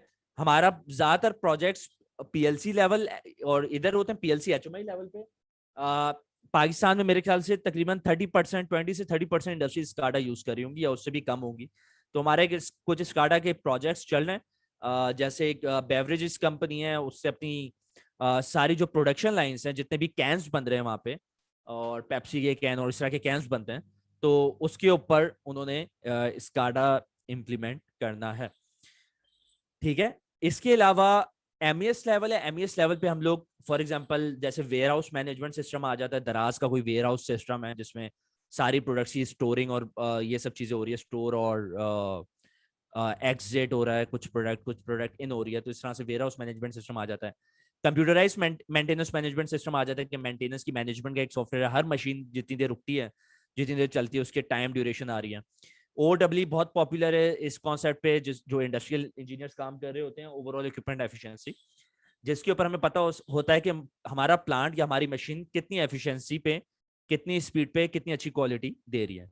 ईआरपी लेवल पे सैप लेवल है। इन दो लेयर पे एमएस ईआरपी लेवल पे मोस्टली आईटी इंजीनियर्स काम करते हैं, और नीचे 3 लेयर्स पे ओटी इंजीनियर्स काम करते हैं, ऑपरेशन टेक्नोलॉजी। हमने यही देखना है डबल आईओटी के अंदर ये ओटी और आईटी लेयर मर्ज हो जाएगी। ठीक है। तो जो ईआरपी लेयर है, इस पे सैप सिस्टम होता है, इस पे मंथ्स का डेटा या डेज का डेटा होता है, एमएस पे आवर्स का डेटा होता है, स्काडा पे मिनट्स का डेटा होता है, पीएलसी पे सेकंड्स का डेटा प्रोसेस होता है, और सिग्नल्स और सेंसर्स मिली सेकंड का डेटा जनरेट करते हैं। तो रियल टाइम वो चीज होती है जो मिली सेकंड्स के अंदर हो। तो डबल आईओटी यही चीज में हमें हेल्प करेगा कि ये जो लेयर्स हैं, डिफरेंट लेयर्स, इनको हमें रियल टाइम करने में भी हेल्प करेगा। डबल आईओटी का जो फ्रेमवर्क है, प्रोटोकॉल्स हैं, कि हम लोग ये सारे डेटा रियल टाइम में कर सकें, बजाय कि हमारे पास दिनों में डेटा जनरेट या स्टोर हो रहा हो। सवाल ले लेते हैं। पीएलसी जो है एक हार्डवेयर है, एक कंट्रोलर है, जैसे आपका आर्डिनो रास्पबेरी पाई होता है, या जैसे आपके मोबाइल फोन में स्नैपड्रैगन और इस तरह से पूरा प्रोसेसर होता है, उसके साथ रैम रोम एसडी कार्ड लगा होता है। तो आपका मोबाइल फोन एक नॉर्मल मिनी कंप्यूटर आप समझना आपके लिए, एक घर में लैपटॉप और कंप्यूटर आपका पर्सनल कंप्यूटर है। पीएलसी जो है एक इंडस्ट्रियल ग्रेड कंप्यूटर है, आप ये समझे, इंडस्ट्रियल ग्रेड कंट्रोलर है। ठीक है। जो प्रोग्राम भी हो सकता है, जिसके अंदर डेटा भी स्टोर हो सकता है, जिसके साथ आप एचएमआई लगा के उसके अंदर का हालचाल भी देख सकते हैं, जिसके सॉफ्टवेयर के जरिए आप उसकी प्रोग्रामिंग करते हैं। और जो एचएमआई या स्काडा है, जिसका डिफरेंस आपने मेरे ख्याल से पूछा है जी, तो स्काडा एक सॉफ्टवेयर है, डेटा सारा पीएलसी मशीन को पीएलसी कंट्रोल करेंगी, सारा जो डेटा है वो पीएलसी जनरेट करके देगा। सही है, पीएलसी से आ रहा होगा, स्काडा उस डेटा को विजुअलाइज करवाएगा, स्काडा उस डेटा को अपने साथ एसक्यूएल डेटाबेस लिंक करके वो डेटा स्टोर करवाएगा। ठीक है। तो स्काडा एक सॉफ्टवेयर है, पीएलसी एक हार्डवेयर है, इन शॉर्ट टर्म। अच्छा, पीएलसी कौन सा स्टडी करना चाहिए, अच्छा सवाल है। पीएलसी आपको सीमेंस का स्टडी करना चाहिए। पाकिस्तान में मोस्टली सीमेंस और उसके साथ डेल्टा भी यूज हो रहा है, तो सीमेंस डेल्टा का अच्छा कॉम्बिनेशन है जो हम लोग माइंडस्टॉर्म में करवाते हैं। और सीमेंस पाकिस्तान में एक बहुत बड़ा ब्रांड है, सीमेंस लार्जेस्ट ऑटोमेशन कंपनी है। तो सीमेंस और डेल्टा दो अच्छे ब्रांड्स है जो आप यूज कर सकते हैं। जितने ब्रांड्स पे काम करें उतना अच्छा है, मतलब जितना गुड़ डालो उतना मीठा। लेकिन हो सकता है बहुत ब्रांड्स हो जाएं, तो मुझे पर्सनली 8 से 9 ब्रांड्स पे काम आता है। लेकिन अगर आप 2 से 3 ब्रांड्स पे काम सीख जाते हैं तो आप मेरे ख्याल से हर किसी ब्रांड पे काम कर सकते हैं। पाथवे में एंड में डिस्कस करूंगा। ऑटोमेशन प्ले पे पूरा बूट कैंप अवेलेबल है, आप उसको चेकआउट कर सकते हैं। How and what methodology should adapted for startup product research which can be validated by investors? Methodology आप पूछ रहे हैं स्टार्टअप प्रोडक्ट, अब डिपेंड करता है प्रोडक्ट कौन सी आपकी। अगर double IoT industry 4.0 related product है तो उसके डिफरेंट एरियाज अवेलेबल हैं स्टार्टअप के हवाले से, प्रोडक्ट्स के हवाले से, वो आप सर्च कर सकते हैं। और जो भी इंक्यूबेटर्स हैं जैसे प्लान एंड इंक्यूबेटर लाहौर में, NIC कराची में, तो ये ऐसे एरियाज हैं जो कि स्टार्टअप्स को हेल्प करते हैं। तो वो आपके आइडियाज उनमें वैलिडेट कर सकते हैं। लेकिन आई वुड सजेस्ट कि अगर आप स्टार्टअप करते हैं अपना, तो आप उसको मेंटोर रखें जो फील्ड के एक्सपर्ट हो। फॉर डबल IoT, जैसे अगर मैं एक्सपर्ट हूँ डबल IoT का, तो आप मुझसे हेल्प दे सकते हैं। आप कोई कहता है कि मुझे इलेक्ट्रॉनिक प्रोडक्ट एक लॉन्च करनी है, मैं उसका एक्सपर्ट नहीं हूँ, तो आप कोई डिजाइनर से उसमें अपने मेंटोर रखेंगे तो आपको बेहतर गाइड कर सकता है। तो हम लोग आगे बढ़ते हैं। ISA 95 पढ़ियो मॉडल से हमारे पास इंडस्ट्रियल ऑटोमेशन जो टूल्स हैं वो PLC, HMI, SCADA, DCS, sensors, ये सारे यूज होते हैं। इन सारों के डिफरेंसेस मैंने अपने यूट्यूब चैनल पे बहुत डिटेल में बताए हुए हैं। आई वुड रेकमेंड कि नवीर और अनम आपको लिंक शेयर भी कर दें, तो आप उसको यूट्यूब पे देख भी सकते हैं। लेवल 1 मैं डिस्कस कर चुका हूँ सेंसर जो इन्फॉर्मेशन प्रोवाइड करते हैं, जैसे इंसान की जिसमें हमारे पास आंखें ऑप्टिकल सेंसर हैं, हमारे पास हार्ट टच सेंसर है, हमारे पास नाक है जिससे हम लोग स्मेल कर सकते हैं, ये भी सेंसर है। मतलब फील्ड जो भी एरिया है, जो भी इन्वायरमेंट है, उसकी हम लोग चीजें सेंस कर रहे हैं, सही है, रीड कर रहे हैं। तो ये सारे सेंसर्स हैं। एक्चुएटर मोशन परफॉर्म करता है, जैसे इंडस्ट्री में मोटर और वेल्व्स होते हैं इंसानी जिसमें हमारे हाथ या टांग है जो हम लोग मूव कर सकते हैं। कम्युनिकेशन प्रोटोकॉल मैंने बताया, इंडस्ट्रियल ईथरनेट है, प्रॉफीनेट है, मॉडबस है और IO लिंक है, ये सारे कम्युनिकेशन प्रोटोकॉल्स हैं। लेवल 2 पे PLC और DCS सिस्टम है। PLC एक हार्डवेयर है, कंट्रोलर है। मशीन को ऑटोमेट करने के लिए DCS एक पूरा सिस्टम है, जो कि हमारे पास control system, close loop control system होता है, जो रिफाइनरीज में या जहां पर पूरा सिक्वेंशियल प्रोसेस होता है वहां पर हम लोग यूज करते हैं DCS। सुपरवाइजरी लेवल है SCADA लेवल पे, जैसे आप स्क्रीन देख सकते हैं कि एक सॉफ्टवेयर हैं जिनकी मदद से, और डेटाबेस है जिनकी मदद से हम लोग डेटा देख भी सकते हैं, विजुअलाइज भी कर सकते हैं।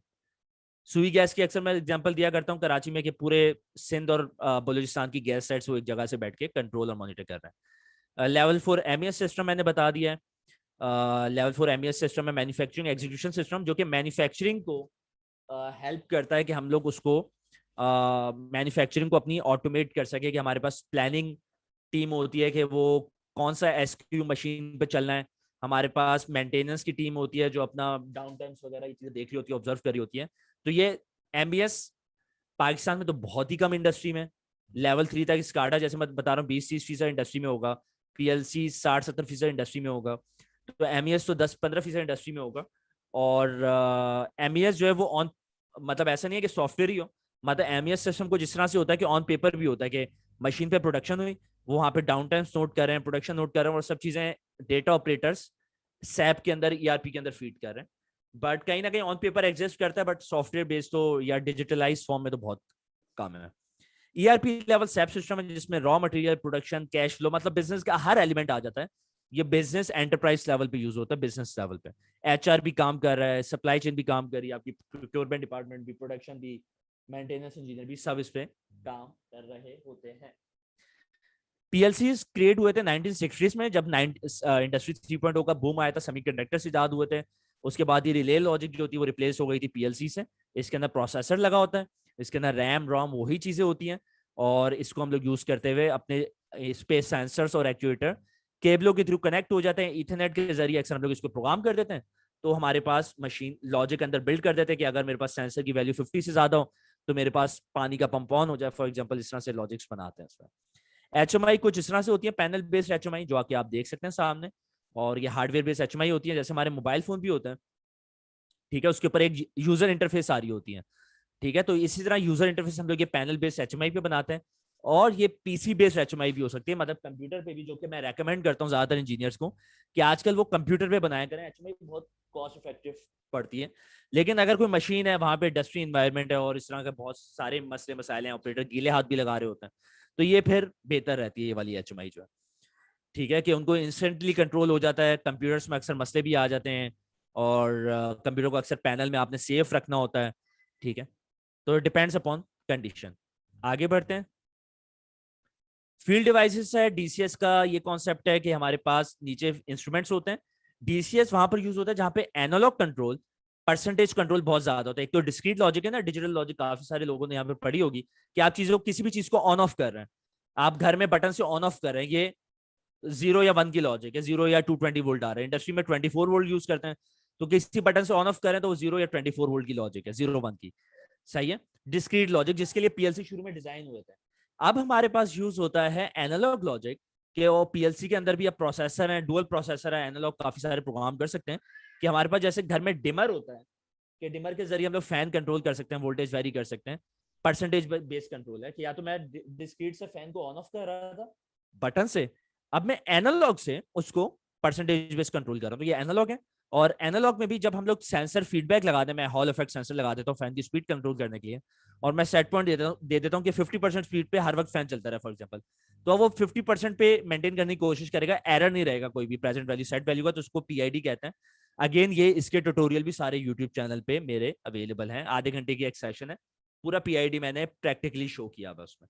और डीसीएस के अंदर हिस्टोरियन होता है, आपका पास सर्वर स्टेशन होता है और एक इंजीनियरिंग स्टेशन होता है। हिस्टोरियन का काम होता है रियल टाइम के अंदर टाइम सीरीज डेटाबेस बन रही होती है, हर मोमेंट का डेटा हमारे पास यहाँ पर आ रहा होता है। SCADA supervisory control and data acquisition, एक जगह से बैठ के सुपरवाइजरी कंट्रोल है, और साथ में हम लोग डेटा भी स्टोर कर रहे हैं एसक्यूएल डेटाबेस यूज करते हुए। तो आप देखो जैसे जैसे ऊपर आते जा रहे हैं, मशीन लेवल पे पीएलसी एचएमआई लग गई, हार्डवेयर है। डीसीएस के अंदर अब सॉफ्टवेयर भी आ गए और हार्डवेयर भी है। स्काडा के अंदर अब सारा हार्डवेयर और डेटा सॉफ्टवेयर और डेटा बेसिस आ गए, पीएलसी वो यूज हो रहे हैं। या स्काडा के अंदर अगर फील्ड के अंदर लगी हुई है कोई चीजें, तो उसको आरटीयू कहते हैं, रिमोट टर्मिनल यूनिट, जो कि एंटीनास के साथ यूज हो जाते हैं, अक्सर जीएसएम के साथ यूज हो जाते हैं। ठीक है, तो इस तरह से हम लोग अब हार्डवेयर कम होता जा रहा है और सॉफ्टवेयर बढ़ते जा रहे हैं। इसी तरह ऊपर आ जाते हैं एमईएस लेयर पे और ईआरपी लेयर पे, वो तो है ही प्योरली सॉफ्टवेयर। और डबल आईओटी के अंदर तो और ज्यादा ट्रेंड है सॉफ्टवेयर का और प्रोग्रामिंग का, तो आपका हार्डवेयर से लेके आप सारा ट्रेंड सॉफ्टवेयर और प्रोग्रामिंग की तरफ ऐसा ऐसा मूव हो रहा है। तो इट बिकम्स नेसेसरी कि आप लोग को प्रोग्रामिंग और सॉफ्टवेयर पे अच्छा काम आता हो। आईओटी की मैं एप्लीकेशन अभी बताऊंगा आगे जाके। एफपीजीए बहुत कम जगहों पे यूज होता है, जैसे सीएनसी मशीन होती है ना, सीएनसी मशीन के अंदर मोशन कंट्रोल है, बहुत ज्यादा टेस्ट प्रोसेस है, बहुत ज्यादा कॉम्प्लेक्स प्रोसेस है सीएनसी के अंदर, तो इस तरह से मशीन में यूज होता था, बट मेजर स्केल पे, लार्ज स्केल पे नहीं यूज होता, और मैंने तो बहुत ही कम देखा है। ठीक है, बूट कैंप पे अगर आप इनरोल करते हैं, बिल्कुल आप एक्सपर्ट बन सकते हैं। बूट कैंप के अंदर मैंने 15+ कोर्सेज हैं, जिसमें PLC, HMI, SCADA, IoT, MQTT, Raspberry pi, Python, C++, Python advance, Python with machine learning, cloud computing, सब चीजें बूट कैंप में डाली हुई है, जिसकी 3000 कुछ फीस है, और वो डिटेल आप इधर मेरी टीम से ले सकते हैं। In IIoT, the AI part is based on Python language and libraries. Does it only contain the machine learning, or we should also go for deep learning? अच्छा, deep learning बहुत कम फिलहाल यूज हो रही है डबल आईओटी में, वो ज्यादातर machine image processing या उसमें यूज होती है। डबल आईओटी के अंदर हम लोग इतना ज्यादा डीप लर्निंग नहीं यूज कर रहे होते हैं, और मोस्टली हम लोग सुपरवाइज लर्निंग यूज कर रहे होते हैं। और उसके अंदर भी डबल आईओटी की सबसे अच्छी बात ये है कि डेटा जब आप क्लाउड पे भेज देते हैं, जैसे आईबीएम पे, गूगल पे, उन्होंने एआई की बिल्ट इन एपीआईज और एप्स दे दी हैं कि आप सिर्फ डेटा उस पर अपलोड करो सीएसवी में, जेसॉन में, या डायरेक्टली भेज दो और आपको खुद ही वो प्रिडिक्शन करके दे देगा। स्काडा जो है विदाउट पीएलसी, ऑब्वियसली मशीन्स पे पीएलसी लगा होगा तो हम लोग डेटा उठा सकेंगे ना स्काडा पे, तो PLC is a core component of SCADA.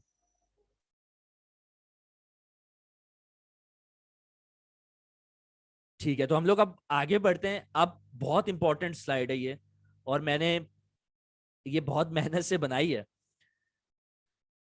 ये स्लाइड काफी सारे, ऑल्दो कंटेंट बहुत कम है आजकल इंडस्ट्री 4.0 और उस पे, बट अल्हम्दुलिल्लाह कुछ कोर्सेज मैंने बनाए हैं, जैसे सीमेंस को लेके डबल आईटी पे मेरा कोर्स जारी है, और पीएलसी नेक्स्ट में मेरा डबल आईओटी का कोर्स चल रहा है, तो I might be in among very few of the content creators जिन्होंने प्रैक्टिकल कोर्स बनाया हुआ डबल आईओटी पे, और जिसमें बाकायदा सीमेंस से मुझे काफी अप्रिशिएट किया है, फिनिक्स से मुझे काफी अप्रिशिएट किया है, और उसमें बहुत अच्छे लेवल के लोग इनरोल्ड हैं, मतलब ऐसे लोग जो कि ऑलरेडी बहुत बड़े लेवल पे काम कर रहे होते हैं।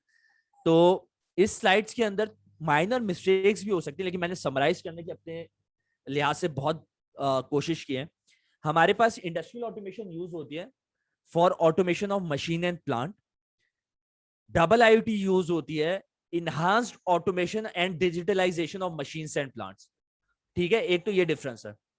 इंडस्ट्री 4.0 जो है वो हमारे पास एक पूरी डिजिटलाइजेशन है। Sorry for that.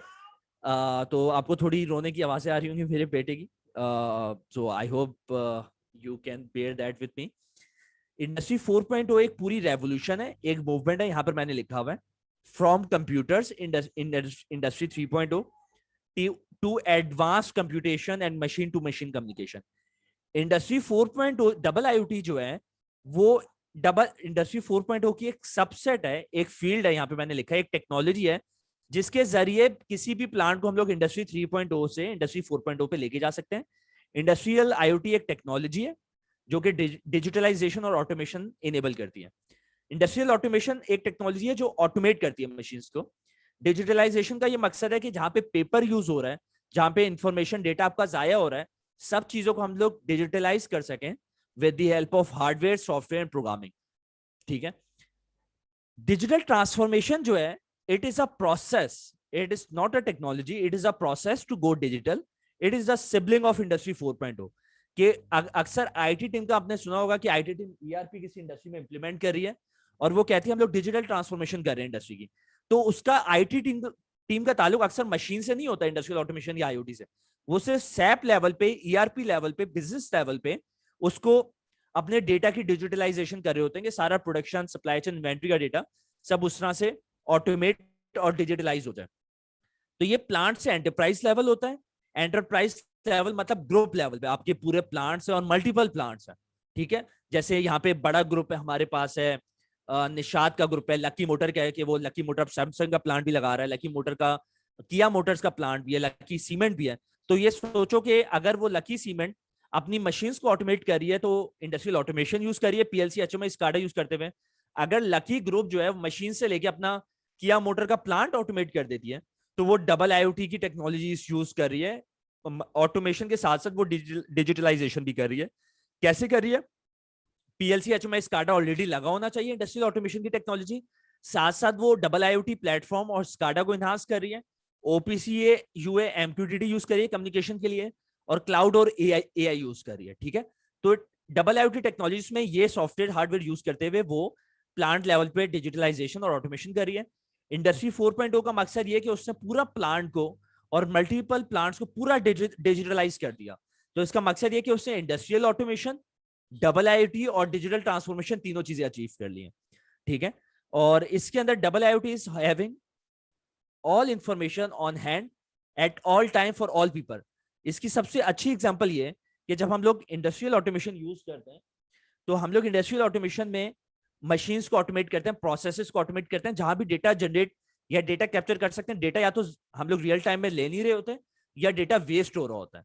Real time में मतलब कि मेरे पास 10 मिनट का डेटा है नहीं, अगले 20 मिनट का है, तो आप एआई लगा ही नहीं सकते, क्योंकि एआई तो ये कहती है आपके पास पूरे मंथ का, 2 मंथ का, 3 मंथ का, साल का कंसिस्टेंट डेटा आ रहा हो, जब भी आप एआई के मॉडल से लगा के फ्यूचर डेटा निकाल सकते हैं। तो इंडस्ट्रियल ऑटोमेशन यहाँ पर एक गैप जनरेट हो जाता है। डबल आईओटी क्या करता है कि डेटा, सब डेटा ऐसे कम्युनिकेशन प्रोटोकॉल्स यूज करते हैं, ओपीसीयू, यूए, एमक्यूटीटी, प्रॉफीनेट, और क्लाउड हमारे पास आ जाता है एक्सेस डेटा स्टोर करने के लिए। तो हम लोग रियल टाइम डेटा कैप्चर करते हैं और वो डेटा हर वक्त का, हर सेकंड का हमारे पास अवेलेबल होता है। और उस डेटा को, क्योंकि एक रॉ डेटा होता है, कि हमारे पास उस रॉ डेटा को इंफॉर्मेशन में तब्दील करते हैं। कि फॉर एग्जांपल हमारी ऐप, अगर वेदर ऐप हम लोग चेक करते हैं, वो बता रही होती है ना कि एक तो रियल टाइम डेटा देखो हर मिनट पे कितना टेम्परेचर है, उससे तो मुझे इतना फर्क नहीं पड़ेगा, लेकिन वो एवरेज आउट करके हमें पूरे दिन का टेम्परेचर और अगले दिनों का भी बता देती है। समझ रहे हो? तो ये कॉन्सेप्ट है इन्फॉर्मेशन का, डेटा को इन्फॉर्मेशन में कन्वर्ट करें हर टाइम उसकी एक्सेस हो, और हर जिस बंदे को एक्सेस देनी है उसके पास अवेलेबल हो। इसमें एक एग्जांपल हमारे पास मोबाइल फोन की है कि स्मार्टफोन के ऊपर अगर मैं चेक करता हूं कि मेरे पास हर वक्त, मेरे पास फॉर एग्जांपल वेदर के डेटा का अवेलेबल है, मेरे पास स्मार्टफोन के ऊपर जिससे भी कन्वर्जेशन हो रही है उसका डेटा मेरे पास सारा अवेलेबल है, कन्वर्जेशंस मेरी रियल टाइम में हो रही है, मेरे पास वेब ब्राउजिंग की चीजें अवेलेबल है कि मेरे पास अगर मैं अपनी कोई इंडस्ट्रीज की चीजें मॉनिटर कर रहा हूँ वो मेरे पास इस पे चीजें आ रही हैं। तो स्मार्टफोन के जरिए मेरे पास हर किस्म की चीज की ओवरऑल मेरे पास एक्सेस है।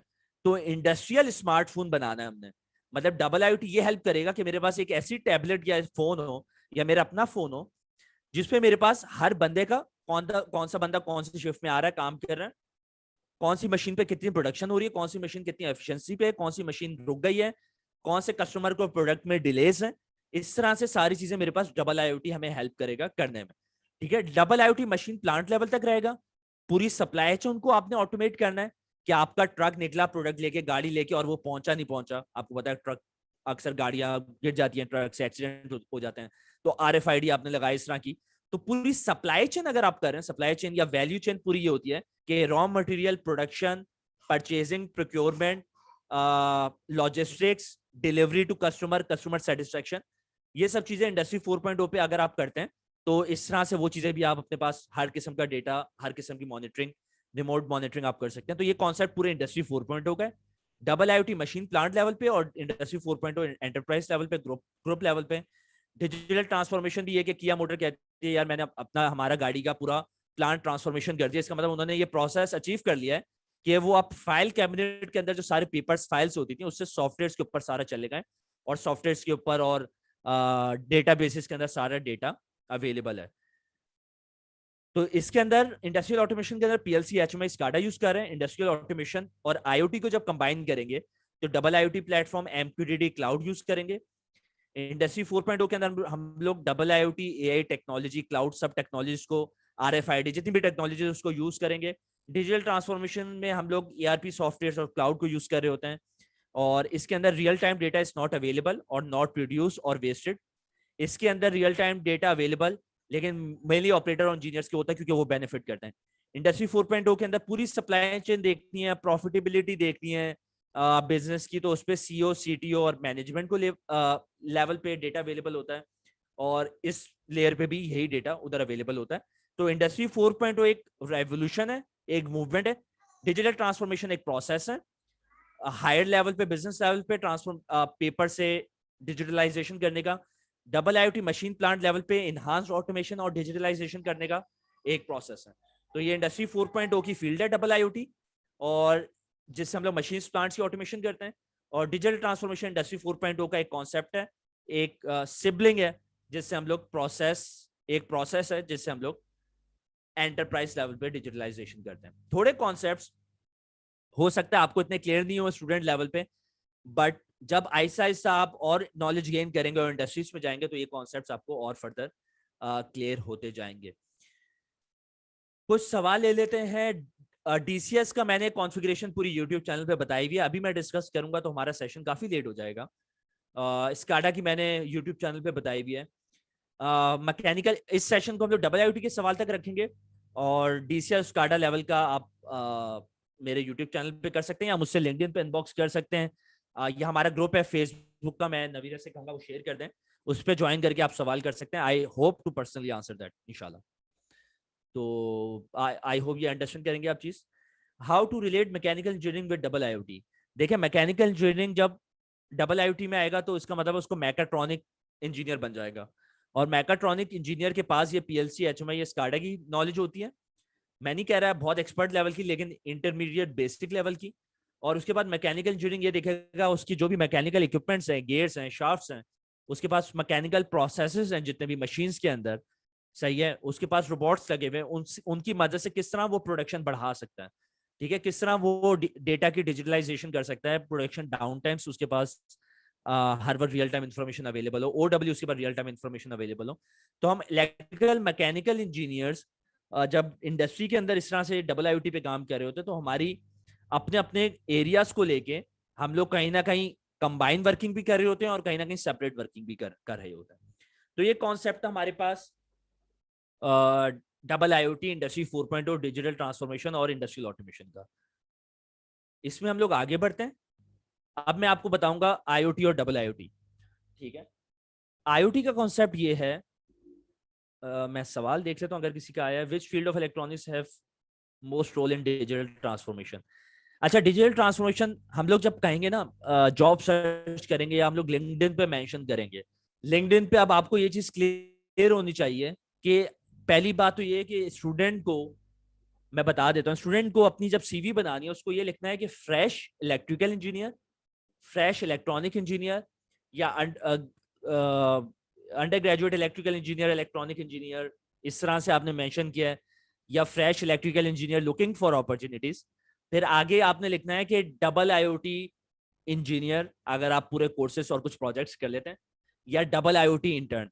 अब क्या होता है कि अगर आप लिख देंगे ना इंडस्ट्री 4.0 फॉर एग्जांपल, या industry 4.0 engineer, industry 4.0 solution architect, या डिजिटल ट्रांसफॉर्मेशन। पहली बात तो मैंने क्लियर कर दी है, digital transformation plant business level पर, और अक्सर आईटी टीम काम कर रही होती है। तो ये electrical, electronics, mechanical, mechatronics, CS के लिए तो नहीं है। आपको लिखना है डबल आईओटी। तो मैं क्या करता हूं, मैं इस तरह से करवाता हूं, ब्रांडिंग जो है या सीवी जो है इंजीनियर्स की, वो double IoT dash industry 4.0 hyphen, double IoT hyphen industry 4.0। तो अगर मेरी आप प्रोफाइल देखेंगे या मेरी सीवी देखेंगे या कोई मेरे ग्रेजुएट इंजीनियर की सीवी देखेंगे, उसने लिखा होगा कि fresh electrical engineer, fresh electronic engineer looking for opportunities, knowledge in industry 4. Industrial automation, क्योंकि ये तो लाजम है आपके लिए, ये चीज आनी चाहिए, and double IoT hyphen industry 4.0। इस तरह से आपने अपनी फील्ड को क्लियर करना है। तो ये चीज क्लियर होनी चाहिए कि डबल आईओटी एक टेक्नोलॉजी है, इंडस्ट्री 4.0 एक रेवोल्यूशन है, और इंडस्ट्रियल ऑटोमेशन भी एक टेक्नोलॉजी है। तो इन दोनों टेक्नोलॉजीज पे आपको काम आना चाहिए। आपको एक्सपर्ट लेवल पे आप किसी से इंटरव्यू देने जाओगे ना किसी इंडस्ट्री में, तो जब डबल आईओटी की चीजें क्लियर होंगी और ये टेक्नोलॉजीज कुछ क्लियर होंगी, तो उसको आइडिया हो जाएगा कि यार इस बंदे को या इस स्टूडेंट को अच्छी नॉलेज है। पीएलसी के अंदर सेंसर्स, प्रेशर ट्रांसमीटर्स हैं, फ्लो ट्रांसमीटर्स हैं, प्रेशर सेंसर्स हैं, लिमिट स्विचेस हैं, प्रॉक्सिमिटी सेंसर्स हैं, फोटो रिफ्लेक्टर सेंसर्स हैं। इनकी वर्कशॉप्स मैंने काफी करवाई है, इसको प्लीज यूट्यूब पे लाजमी देखिएगा दूसरे सेशन से पहले। हम लोग आगे बढ़ते हैं। इसमें आईओटी किसको कहते हैं कि IoT in broadest sense, the term IoT encompasses everything connected to the internet. ठीक है, जैसे इंडस्ट्री 3.0 के अंदर हमारे पास इंटरनेट आया, तो आपका सारी मोबाइल डिवाइसेस, आपके सारे कंप्यूटर, लैपटॉप, सब चीजें इंटरनेट से कनेक्टेड है ना। तो इसका मतलब इंटरनेट ऑफ थिंग्स का मतलब है थिंग्स, सारी डिवाइसेस, सेंसर्स और वो सब चीजें इंटरनेट से कनेक्टेड हो। ठीक है, आईओटी का मकसद ये नहीं है कि मैं सिर्फ अपने घर की लाइट जो है, एसी जो है, मोबाइल से कंट्रोल कर लूं। आईओटी का मकसद ये हम लोग इंफॉर्मेशन गैदर करें, एनालाइज करें और एक्शन क्रिएट करें। क्योंकि आईओटी का डेटा, आईओटी के अंदर हम लोग सेंसर या अपनी रास्पबेरी पाई, आर्डिनो को, या मोबाइल फोन का डेटा जब क्लाउड पे भेजते हैं, तो क्लाउड का मकसद ये थोड़ी है कि हम लोग उससे रिमोटली मॉनिटर करें। क्लाउड तो एक स्टोरेज है, आपको स्टोरेज प्रोवाइड कर रहा है। स्टोरेज इसलिए प्रोवाइड कर रहा है आपके पास महीनों का रियल टाइम डेटा हो, महीनों का डेटा हो, सालों का डेटा हो, जिसकी बेसिस पे आप उसको इंफॉर्मेशन में कन्वर्ट करें, एनालाइज करें और क्रिएट एन एक्शन। तो घर की एग्जांपल ये हो सकती है कि आपके जितने भी रेफ्रिजरेटर्स, जितने भी इक्विपमेंट है इलेक्ट्रिकल, उसकी आप एनर्जी मॉनिटर करो। फिर आपके पास इस तरह से एनालिसिस, सॉरी, एनालिसिस हो रहा हो कि कौन सा इक्विपमेंट ज्यादा बिजली ले रहा है, आया वो बहुत पुराना तो नहीं हो गया, या वो उसके अंदर लॉसेस तो नहीं बढ़ गए, या फिर उसकी फॉर एग्जांपल घर में पंप से उसकी वाइंडिंग वीक हो गई हो, या वो ज्यादा लोड बढ़ गया हो, ज्यादा करंट ले रही हो। तो या तो उसको रिप्लेस करें या उसको पीक टाइम के ऊपर बंद कर दें। यूनिट आपको पता है कितना महंगा हो गया, पता नहीं 15-16 का था, अब शायद 21 तक पहुंच चुका है। तो इस तरह से आईओटी आपको मदद करेगा कि आप टाइम अपना बचा सकें, पैसे बचा सकें। हमने मकसद पैसे बचाना है, हमने ये नहीं कि अपने दिल हमारा कर रहा है आईओटी इंप्लीमेंट करने का तो हमने कंपनी खोल ली, चलो भाई के यार हम आपके घर की जो है ना ऑटोमेशन करके देंगे। तो ऑटोमेशन का फायदा थोड़ी है, फायदा तो जब है जब उसकी बिजली बचेगी, पैसे बचेंगे, बिजली से बचते हैं पैसे, पानी कम यूज करके पैसे बचते हैं। इस तरह से हमने सेविंग करनी है आईओटी की मद में। तो इंडस्ट्री 4.0 का कॉन्सेप्ट भी यही है कि रेवोल्यूशन ये है, मूवमेंट ये है कि आपने एफिशिएंसी बढ़ानी है इंडस्ट्री की, ताकि आप सेविंग कर सकें, एनर्जी की सेविंग कर सकें, प्रोडक्शन बढ़ा सकें, तो जाहिर ऑब्वियसली सेविंग होगी, आपकी रॉ मटेरियल कम यूज कर रहे हैं वो सेविंग है। तो इस तरह से एफिशिएंसीज और सेविंग्स पे हमने काम करना है। मॉडल क्या आईओटी का, मैंने पीएलसी का मॉडल शुरू में दिखाया था कि एक सेंसर है, उससे आपका पीएलसी मतलब जो ऑटोमेशन पिरामिड दिखाया था आईएसए 95 का, तो नीचे फील्ड लेवल है, सेंसर्स हैं, फिर पीएलसी है, फिर एचएमआई है। इस तरह से हिरार्की बनती है। आईओटी के अंदर किस तरह से हिरार्की बनती है, सेंसर का डेटा डिवाइस पे जा रहा है आर्डिनो पे, आपके घर में राउटर लगा हुआ है जिसके जरिए आप इंटरनेट से डेटा क्लाउड पे भेज रहे हैं, और क्लाउड पे बेशक आप एक अपनी एंड्रॉइड ऐप बना लो या वेब ऐप बना लो जिससे डेटा आप अपना इंटरफेस विजुलाइज करवा सको, और क्लाउड के ऊपर आपके पास डेटा एनालिटिक्स भी हो जाती है, मशीन लर्निंग भी हो जाती है, ये सब चीजें। ये आईओटी का आर्किटेक्चर है। डबल आईओटी के अंदर क्या होता है कि जो डिवाइसेस आर्डिनो वगैरह है इसको आप पीएलसी से रिप्लेस कर लो, यहां पर अब पीएलसी आ जाएगा, ठीक है, और पीएलसी डेटा भेज रहा हो क्लाउड पे, तो पीएलसी के अंदर या इधर जो टेक्नोलॉजी यूज होती है, कम्युनिकेशन प्रोटोकॉल यूज होता है, वो एमक्यूटीटी कहते हैं उसको। एमक्यूटीटी क्लाउड पे डायरेक्टली लिंक हो जाता है, बस आपने अपनी ऑथेंटिकेशन की देनी होती है और यूजर नेम और पासवर्ड वगैरह देना होता है और सर्टिफिकेट देना होता है। तो यहाँ पे पीएलसी आ जाएंगे डबल आईओटी में, ठीक है। और इंडस्ट्री के अंदर फिर आपको वाईफाई भी देना पड़ेगा जो नहीं होता मोस्टली मशीन्स के ऊपर, वाईफाई की एक्सेस दे दी और वो डेटा पीएलसी क्लाउड पे भेजते हैं। एक तो पीएलसी अब डेटा जो आईएसए 95 का मॉडल है उसमें स्काडा पे भी भेज रहा है, और साथ साथ आप क्लाउड पे भी डेटा भिजवा सकते हैं, एक तो ये मॉडल बन सकता है, ठीक है। तो उससे फायदा क्या होगा ये मैं आगे बताऊंगा, आईओटी और डबल आईओटी की मेजर डिफरेंस। मैं थोड़ी चीजें ये क्लियर कर दूं कि आपको अक्सर टर्म्स आपको सुनने में मिलेंगी, एज, फ्लॉग और क्लाउड। एज का मकसद ये होता है कि अगर मेरे पास इस तरह की डिवाइसेस हैं कि जो रास्पबेरी पाई है, फॉर एग्जांपल रास्पबेरी पाई आपको पता है थोड़ी बहुत मशीन लर्निंग भी आजकल कर लेता है, इतना पावरफुल बनाया हुआ है। तो फॉर एग्जांपल अगर मेरे पास पीएलसी है, तो पीएलसी के साथ या तो पीएलसी मेरा इतना केपेबल हो, जैसे पीएलसी नेक्स्ट है, पीएलसी नेक्स्ट मैं यूज करूं, और सीमेंस के जो एडवांस पीएलसी हैं 1500 यूज करूं, उसके साथ उनकी आईओटी गेटवेज भी आते हैं, या मैं पीएलसी के साथ रास्पबेरी पाई यूज कर लूं, कि जो मेरे पास डेटा कैप्चर हो रहा है उसकी मैं डेटा के साथ, मैं इसको थोड़ा सा ऊपर कर लेता हूँ, उसके उसके साथ मैं सिंपल डेटा वैलिडेशन कर सकूं। कि लिमिटेड सिंपल डेटा वैलिडेशन का ये मकसद है कि डेटा मेरे पास थोड़ी बहुत सेग्रीगेशन हो जाए, कि जो डेटा मुझे चाहिए, जो डेटा मेरे पास मीनिंगफुल है मेरे लिए, वही मैं कैप्चर करूं, बजाय कि सारा डेटा मैं मशीन का भेजना शुरू करता हूं क्लाउड पे। तो डिवाइस डिवाइस लेवल पे सिंपल डेटा वैलिडेशन ये होती है। उसके बाद एज लेवल पे कॉम्प्लेक्स डेटा वैलिडेशन होती है, कि अच्छा डिवाइस लेवल पे पीएलसी आर्डिनो यूज हो रहा होगा, मैं अपनी बात को रिफ्रेश कर देता हूं। इस पे सिंपल डेटा वैलिडेशन ऑलरेडी हो रही होती है, कि फॉर एग्जांपल आप कुछ जगहों पे काउंटर्स यूज कर रहे होते हैं प्रोडक्शन काउंटिंग के लिए, ठीक है, अंदर पीएलसी की प्रोग्रामिंग में, और कुछ डेटा पे आप मूव या मल्टीप्लीकेशन की कमांड यूज कर रहे होते हैं, जो सिंपल डेटा वैलिडेशन थोड़ी बहुत आप यहाँ पे कर रहे होते हैं। एज का मकसद ये है कि आजकल ऐसे पीएलसीज आते हैं जैसे ऑप्टो 22 पीएलसी है ऑप्टो कंपनी का, या पीएलसी के साथ आप थोड़ा बहुत रास्पबेरी पाई यूज कर लो या एक कंप्यूटर यूज कर लो, जहां पे कॉम्प्लेक्स डेटा वैलिडेशन हो, स्टोरिंग भी हो और फॉरवर्डिंग भी हो। अब पीएलसी के अंदर आप डेटा स्टोर नहीं करवा सकते, रास्पबेरी पाई के अंदर थोड़ा बहुत डेटा स्टोर करा सकते हैं, एसडी कार्ड आप लगा दें, या फिर आप उसके साथ कंप्यूटर लगाएं, या ऐसी डिवाइसेस लगाएं जिसके अंदर बहुत सारा डेटा स्टोर करवा सकें और सही डेटा जो है वो फॉरवर्ड कर सकें। उसका फायदा ये एज लेवल प्रोसेसिंग यूज करने पे या एज कंप्यूटिंग यूज करने पे क्लाउड पे आप वही डेटा भेजें जो डेटा आपको, जिसपे एआई एल्गोरिथम लगाना है आपको, या डेटा आपके पास जो यूजफुल डेटा है, बजाय के सही खराब हर किस्म का डेटा भेजना यूज करें। जाहिर है जितना क्लाउड पे डेटा भेजेंगे उतना आपके पास क्लाउड के पैसे आपको पे करने पड़ेंगे। एज कंप्यूटिंग ये थी for IoT. Top 10 cloud platform में हमारे पास Amazon AWS है, माइक्रोसॉफ्ट एज्यूर है, गूगल फायरबेस है, IBM वॉटसन है, ठीक है। बिग डेटा क्या होता है, मैं मोटी मोटी टर्म्स में बता देता हूँ, जिसका वॉल्यूम बहुत ज्यादा हो, जिसकी वेलोसिटी बहुत ज्यादा हो, जिसकी वैरायटी बहुत ज्यादा हो, मल्टीपल सोर्सेज हो, टेक्सचुअल, इमेजेस, ऑडियो, वीडियो आ रही हो, जिसकी वेरासिटी बहुत ज्यादा हो, कि वेदर इट्स डेटा क्वालिटी जो है वेदर इट्स ट्रू और सम और लॉस इज डैमेज, और डेटा रिपोर्टिंग भी इस तरह से हो। तो ये बेसिकली बिग डेटा का कॉन्सेप्ट है जो आईबीएम डिफाइन करता है। क्लाउड कंप्यूटिंग ये होती है कि on demand delivery of compute power database storage application. अब कहीं डेटाबेस लगाई हुई है किसी ने, तो जरूरी नहीं है कि वो ऑन प्रेमिसेस क्लाउड कहते हैं, उसको क्लाउड क्लाउड कहते हैं। जो पब्लिक क्लाउड होते हैं Amazon वगैरह, ये कंप्यूटिंग पावर भी प्रोवाइड करते हैं, डेटाबेस स्टोरेज भी प्रोवाइड करते हैं, एप्लीकेशंस भी प्रोवाइड करते हैं, और अदर आईटी रिसोर्सेज वह क्लाउड भी प्रोवाइड करते हैं। तो अगर ऐसा कोई क्लाउड ऑन प्रेमिसेस लगा रही है आईटी कंपनी, तो वो अपने पास भी लगा सकती है, या पब्लिक क्लाउड भी यूज कर सकती है, software as a service use कर सकते हैं, platform as a service, infrastructure as a service. तो डबल आईओटी के अंदर कहीं ना कहीं बिग डेटा का कॉन्सेप्ट भी आ जाता है, क्लाउड कंप्यूटिंग भी आ जाती है। ये प्रैक्टिकली हम लोग इंशाल्लाह थोड़ा बहुत करके देखेंगे। इसमें किसी का कोई सवाल अभी तक?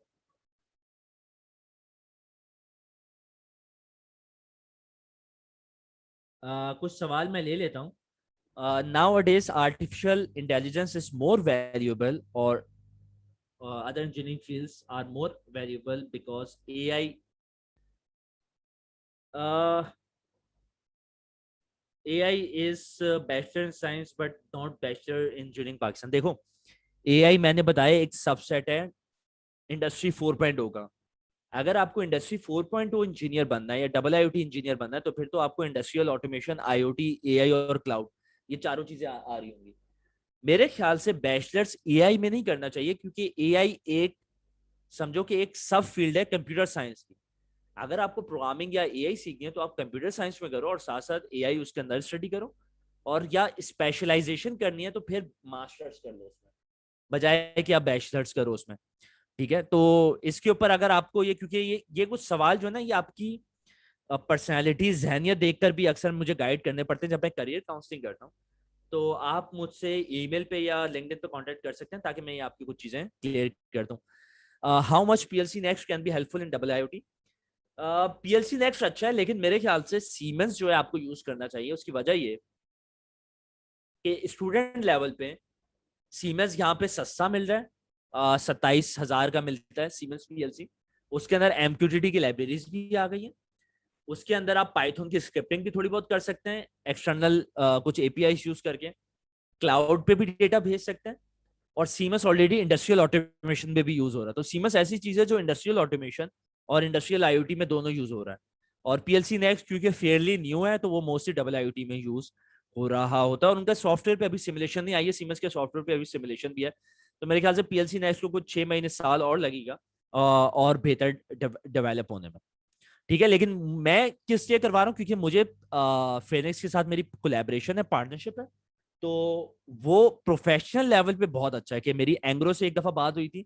उनका डिजिटलाइजेशन का डिपार्टमेंट है, मैंने उनको ये चीज पिच की थी पीएलसी नेक्स्ट के हवाले से, और उनको थोड़ी बहुत नॉलेज पहले से भी थी। इस तरह इंडस्ट्रियल लेवल पे बहुत अच्छी है। सीखने के लेवल पे मैं चीजें आगे इंशाल्लाह बताऊंगा। हम लोग अब आ जाते हैं हमारी जो कोर डेफिनेशन है डबल आईओटी की। मैं रिक्वेस्ट करूंगा कि मेरी कैमरे की एक्सेस दे दें नवीरा। कैमरा मेरे ख्याल से क्लोज हो गया था, तो it says you can not start your video because the host has stopped it. तो अगर मेरे पास कैमरे की एक्सेस जी आ गई है, जजाकल्ला।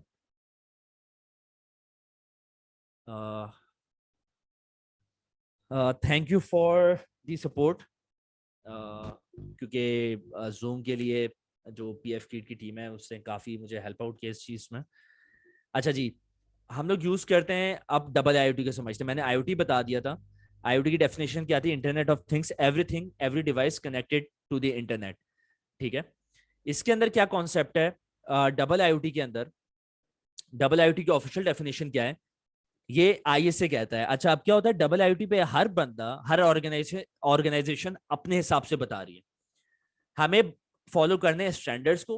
स्टैंडर्ड डबल आईओटी के डेवलप जो है ये आईएसए और आईसी करेंगी ऑर्गेनाइजेशंस, और ये आहिस्ता आहिस्ता डेवलप हो रहे हैं। ऐसा नहीं है कि पूरी चीजें एक ट्रू फॉर्म में आ चुकी है और अब स्टार्ट कर दो। अभी हम लोग सेशन करवा रहे हैं सितंबर के महीने में। मेरे ख्याल से कुछ महीने में और चीजें क्लियर हो जाएंगी, लेकिन इंडस्ट्रीज ने काम ऑलरेडी शुरू कर दिया और वो फॉलो आईएसए 95 के पर्ड्यू मॉडल को कर रहे हैं। वो अब काफी डिटेल्स हैं जो आहिस्ता आहिस्ता जाके मैं अपने सेशंस में बताता रहूंगा, क्योंकि पिछले साल या इस साल के शुरू तक मैंने इंडस्ट्रियल ऑटोमेशन में तकरीबन 40+ यूनिवर्सिटीज में सेशंस करवाए। और अब इंशाल्लाह जो सितंबर ऑनवर्ड मेरे सारे सेशंस यूट्यूब चैनल के ऊपर और यूनिवर्सिटीज के साथ डबल आईओटी पे होंगे, और ये हैंड्स ऑन भी होंगे। जैसे मैं अभी रेफर करूंगा कि आप लोग जो अभी तक ऊपर समझा है इंडस्ट्रियल ऑटोमेशन का, वो यूट्यूब चैनल पे मेरी पीएलसी की प्रोग्रामिंग की वीडियो 2 घंटे की, वो पढ़ें। इंडस्ट्रियल ऑटोमेशन की 1 घंटे की वीडियो है, वो देखें। तो आपको ये पीएलसी स्काडा रिलेटेड काफी चीजें क्लियर हो जाएंगी। फैटेक आसान है अंडरस्टैंड करने के लिए। हम लोग फैटेक डेल्टा डेल्टा पे ज्यादातर इसीलिए कराते हैं, वो आसान है अंडरस्टैंड करने के लिए। और डेल्टा के बाद हम लोग सीमेंस पे मूव कर जाते हैं, क्योंकि सीमेंस प्रोफेशनल लेवल पे यूज होती है। डेल्टा फैटेक का सॉफ्टवेयर कुछ एमबीस का आ जाता है, 100, 200, 300 एमबी का। सीमेंस का सॉफ्टवेयर 10 जीबी का होता है। लेकिन मैं ये रेकमेंड करूंगा कि आप लोग अब अपने लेवल पे कोशिश ये किया करें एफर्ट ज्यादा करने की, कि अगर 500 MB का सॉफ्टवेयर है तो आपने ये कोशिश करनी है यार 10 GB का सॉफ्टवेयर डाउनलोड करें। आपको लैपटॉप ऑलरेडी सबके पास है, कंप्यूटर सबके पास है, आप लोग गेम्स इतने हैवी हैवी आते हैं, जिनको इंटरेस्ट है वो गेम्स यूज करते होंगे, या जिनको इंटरेस्ट है उन्होंने अपने पास काफी सारी मूवीज डाउनलोड करते हैं, नेटफ्लिक्स पे देखते हैं। तो उधर इतनी एफर्ट अगर हम लोग करते हैं तो हमें इधर भी उतनी एफर्ट करनी पड़ेगी सीमेंस पे काम सीखने की, ठीक है। तो वो आगे जाके फायदा ही देगी। तो ये सेशन आपको हो सकता है अभी इतना इंपॉर्टेंट ना लगे, but once you go into industry, और अगर आप 2-3 साल बाद भी ये यूट्यूब पे अपलोड हो जाएगा सेशन तो देखोगे, तो दुआएं दोगे इंशाल्लाह, इंशाल्लाह मेरी यही उम्मीद है, ठीक है। तो ये सेशन इतना इंपॉर्टेंट है कि इसमें हम लोगों ने प्रोफेशनल्स को एनरोल नहीं किया, क्योंकि उनके लिए पेड प्रोग्राम दिया हुआ है और they will be paying thousands of rupees, मतलब जो हम लोग प्रैक्टिकल एक्टिविटीज भी करेंगे उनको परफॉर्म करने के लिए। तो एनी केस ये कुछ चीजें इंपॉर्टेंस और कुछ मोटिवेशन के लिए थी आप लोगों की। डबल आईओटी की जो डेफिनेशन है फाइनली उस पर आते हैं। डबल आईओटी आईएसए ये कहता है, international society of automation is a subset of IoT, वही मैंने बताया था, is a subset of IoT that refers to industrial automation, ठीक है। अब ये कोई बात करता है ना कि डबल आईओटी जो है वो कोई बंदा करने बैठ गया है सॉफ्टवेयर यूज करते हुए, और वो कहता है कि भाई हम लोग डबल आईओटी करना शुरू कर दिया है, अब उसको इंडस्ट्रियल ऑटोमेशन क्लियर नहीं है, तो वो वहीं पे फेल हो जाएगी आपकी डबल आईओटी की जो डोमेन है। डबल आईओटी का जो कॉन्सेप्ट है, double IoT is a subset of IoT that refers to industrial automation. Double IoT connects automation devices such as sensors, actuators and PLCs to the internet as well as to each other.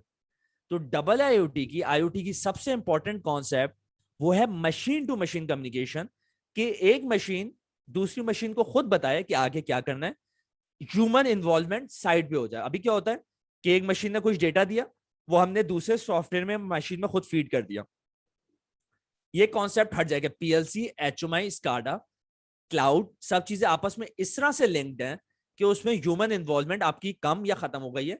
तो इस चीज को कहते हैं machine to machine communication, एक machine दूसरी machine को खुद बता रही है।